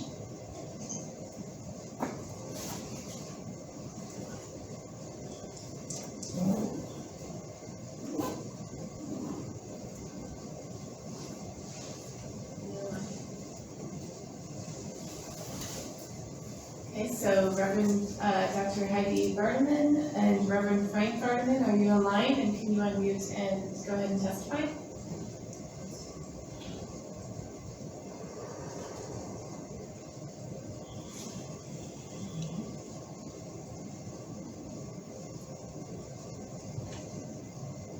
Okay, well, we're showing that you're there, but we're not hearing you, so I think we'll move on, and but we'll circle back and ask to call you again if you show up later on. So let's call the next testifier. The next testifier would be Justine Sharon.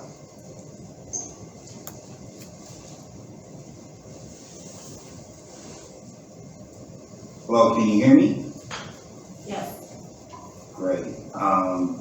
Forgive me, it's been a minute since I've used WebEx, so I'm not quite sure how to activate my video. But you can hear me though, right? Yes, we can. If you hover down near the middle of the bottom of your screen, you might see the camera icon, but otherwise, just go ahead and start talking. Yeah, no problem. Okay. All I see is audio. I don't see any camera icon. Okay. So I'll make my comments. Good afternoon, Commissioners. My name is Justine Sharon. I'm the Executive Director of the Minnesota Justice Research Center. Our mission is to transform our criminal legal system, and we believe in rigorous and balanced research, education, public education, and developing policy with all stakeholders in mind. I'm here today to testify in support of the proposal. We've heard just about every argument that you can hear today, so I'll keep my remarks short and just say that the custody point is a redundant and ineffective policy. It's a no-brainer to get rid of it, considering the history of this point and the confusion that it created. I actually appreciate Bob Small's comments and the detail that he took, the time that he took to go into detail about the history of the half custody point. It's an analysis I think people should consider in this decision. This manufactured punishment that only complicates the guidelines is something that this body is well within its authority to address. Now I understand that people are, concerned about dangerous people running the streets and whatnot, but let me be clear, the current situation that we're in with the uptick in violent crime, we are in this situation while we have a custody point. There is no evidence, and you can look at the U.S. Department of Justice, you can point to your own research, that the custody point is going to somehow save us from sex offenders and people who are still in cars right now in increased capacity. We need to keep level heads and resist the need to go feral with our criminal legal system. So let's be clear, like this custody point does not keep us safe. And I also want to talk about this real quick. I want to make this argument about deterrence. So in 2016, the U.S. Department of Justice argued that harsher penalties are not the deterrent to crime. People understand that punishment is a thing, we know that. But the attitude is you gotta catch them first. This is why things like strategies like targeted policing work, that would tend to be more effective. And if people are worried about getting caught and not worried about the punishment, does it make sense that we continue to put so much energy into figuring out how to punish people? Keeping in mind, lots of folks who testified today in opposition to this policy admitted their own ability to cause harm. And to paraphrase, to sort of repurpose a Brian Stevenson quote, it's not about do people deserve to be punished, it's really about do we deserve to punish people. And that is why we have bodies like this. That's why we have a legislature. That's why we try to have policies and procedures that make sense. I'll close with this. Just that too often we are focusing on one type of justice, which is punitive in nature. We are constantly talking about the punitive nature of justice, as if that keeps us safe from harm. Real justice needs to be fair in its procedures. It needs to be equitable in how it distributes resources.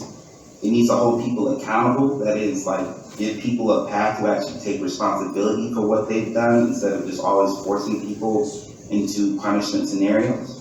And whenever we do have people who are held accountable or punished, everything we do should be restorative in nature after that process, to bring people back to the community on purpose in an intentional way, where we can build on top of the relationships that were damaged by the harm someone caused. Our situation that we're dealing with today, where people are screaming about sex offenders and carjackings and violent crime all going up, is a failure of the system that we have in place, not some soft on crime agenda that has weakened the guardrails. As a matter of fact, our system, with its history of racialized oppression and how it's facilitated every racialized aggression against Black people in our state, it has failed to reckon with the harm that it has caused, and therefore proven itself ineffective at helping society reckon with the harm that we cause each other. This is not this need not be a political debate, and I welcome Senator Limmer, I welcome Bob Small, anyone to engage in a community dialogue that is balanced and really takes a look at this issue of the feral punishment that we are addicted to doling out through our criminal legal system. I think they make good points. But if we're actually going to provide the public safety that we want in our society, we have to take a step back and look at what it actually takes to repair harm. I'll end my comments there. I deeply appreciate the opportunity. You guys are running a marathon today, and so thank you. Thank you for your testimony. Did you have a question, Commissioner Ward? Thank you, Mr. Terrell. You testified that there's no evidence that a custody point saves the public from crimes or enhances public safety. What evidence would you cite the commission to that shows that eliminating the custody point, reducing length of prison sentences, or putting people on probation instead of putting them in prison for violent crimes will save us from crime and protect the public? So I referenced an article from 2016 from the U.S. Department of Justice. If I knew how to use the chat, I would drop it in the chat. But I'm also, I can look through the research that you all provided a little bit closer, and I'm happy to have our organization to look into more, to expand this conversation. I'm here today to testify, sort of anecdotally to what I know off the top of my head. But let me say this, in the way that you phrased the question, Judge Larkin, and I don't mean to be disrespectful, forgive me for not referring to your title. The way you phrased the question, you said people in general, and maybe that's the way I did it too, but the reality is these generalizations are a problem when your own research points to the fact that there's a very specific population that would be impacted by this custody point, as others have testified to today. And I just think that instead of these broad sweeping generalizations that I think we're all guilty of, it's clear who will be impacted by eliminating this custody point and who won't. And if the majority of people who are impacted by this custody point being eliminated are people who are not, high risk violent offenders, then I think that it's a responsible policy. I'll also add just one more point about an example that was given earlier. Being on probation and violating means you go back to prison. The fact that people are upset about how much prison time you get is astonishing to me, because I would argue most of the people I've heard today who are arguing against this policy are folks who haven't sat in a cell and know how difficult that is. And I think that it's important to remember that if this policy passes, that you will still be punished. Now, if folks are upset and want to make sure that we punish people to an even deeper extent because you think that's effective, I would challenge that all day long. I don't think it's effective. And I think that the current situation with the uptick in violence we have in our communities right now is a reflection of the failure of the system to keep us safe from that behavior as it is today. And so therefore, to write off opportunities to try to right the system, I think is a mistake. Commissioner Larkin, it looks like you have a follow-up question. Just a follow-up to those remarks. Mr. Terrell, were you present and able to hear the comments of the two victims who just testified before the commission? I'm solo dad today, so I've conflicting meetings, so I've been in and out, but I did hear, I've heard some of the testimonies. Commissioner Larkin. Do you think that having strangers break into your house and put a gun to your daughter's head and threaten to kill her is less difficult than sitting in prison having been convicted of a crime?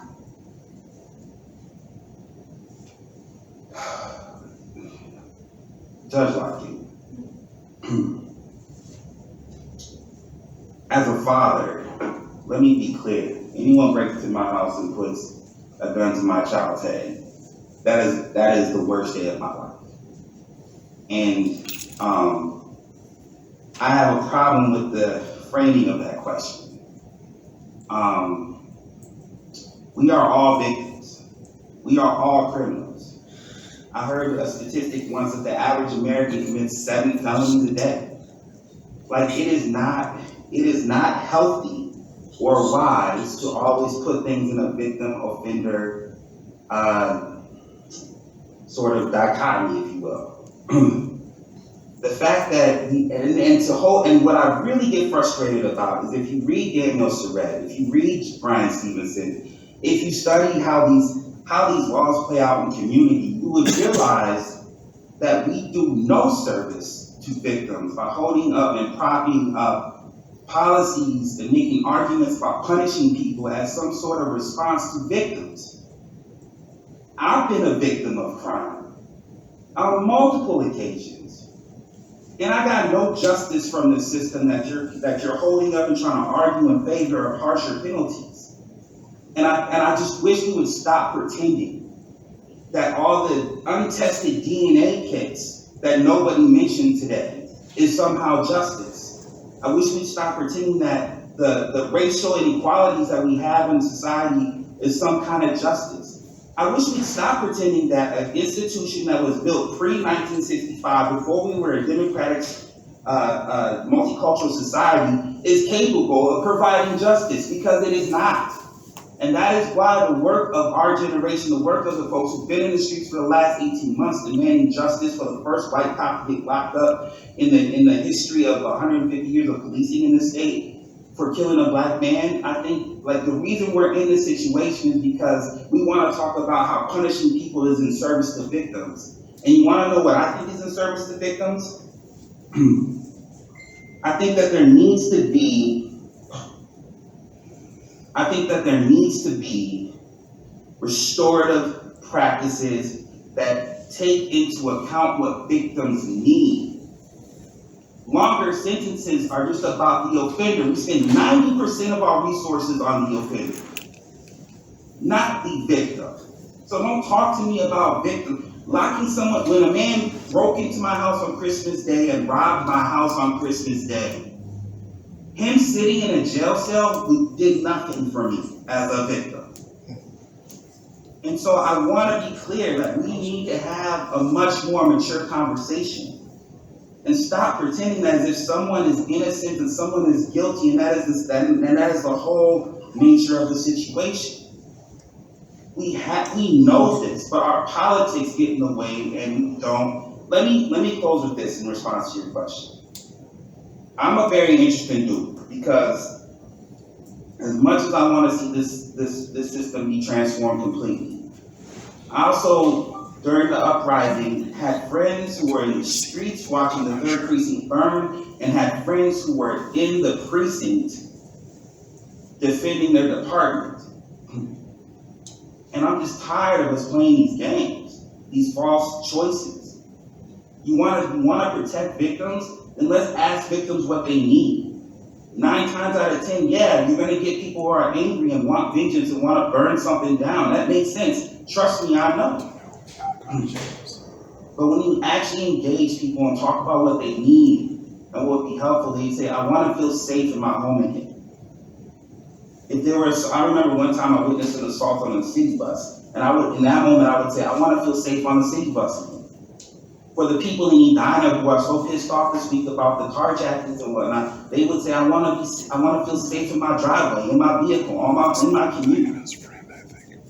And that is what we should be focusing on, is how to create that level of safety. And I guarantee you that the brother or sister or whoever who is getting ready to jack the next car is not paying attention to this hearing, does not care what a custody point is, and is going to do what they got to do to get through their day. So unless we start addressing their needs and their needs and the needs of the people in general who are potential victims, this conversation could have been handled in 30 minutes, and y'all could have been about y'all day.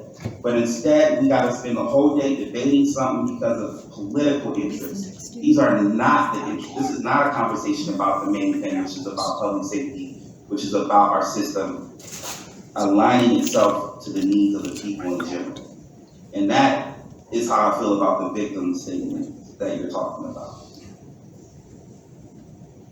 Thank you, Mr. Terrell, for your testimony today. I think we need to move on to our next testifier. Thank you for coming. Thank you so much for the opportunity. Second, Justin.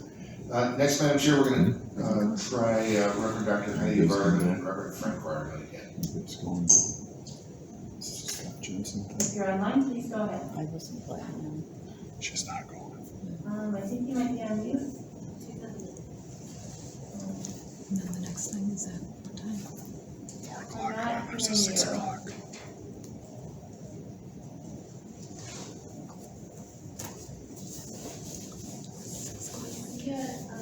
It's SD41. It's a Conrad. Okay,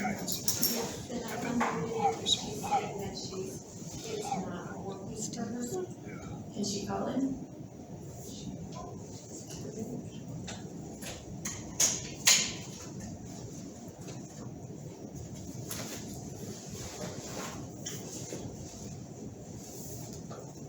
All right, so Dr. Lardman, I'm gonna ask that you potentially get on the phone with our staff so that we can maybe have you call in your remarks rather than going through your computer. Should I give you the number to call again? She's been in contact with I think she's been in contact with our staff, but it is 651-296-0144. Thanks for your patience. We'll get this worked out, and in the meantime, we'll take another testifier while we're waiting for that to get worked out. Thank you, Madam Chair. The next testifier is Amy Diederich. Ms. Diederich, if you're online, please go ahead and unmute and testify. Commissioner, thank you for your time. I would like to start by addressing Commissioner Tanya Hansi. You have said, quote, "We need to stop this us versus them when it comes to public safety," end quote. Who is we? No. Surely you can't be referring to the countless number of Minnesotans who are victims of crime, especially those of the recent home invasion, who are calling for accountability. Of the innocent people living in poor communities, whose disproportionately become victims of crime and criminals are released back into the community. As a former human rights commissioner, this concerns me. I'm equally concerned that 6 commissioners have voted yes to continue this effort to reduce sentencing guidelines without one of these victims from the panel. This qualifies others to another victim on the panel. You're supposed to bring them up our goals, but how can we respect that's what children do? They point to blame. They point to bad behavior to justify other bad behavior. Even There is something going on over there. There's a whole bunch of cops, and they got kind of like the street closed off over there. So something.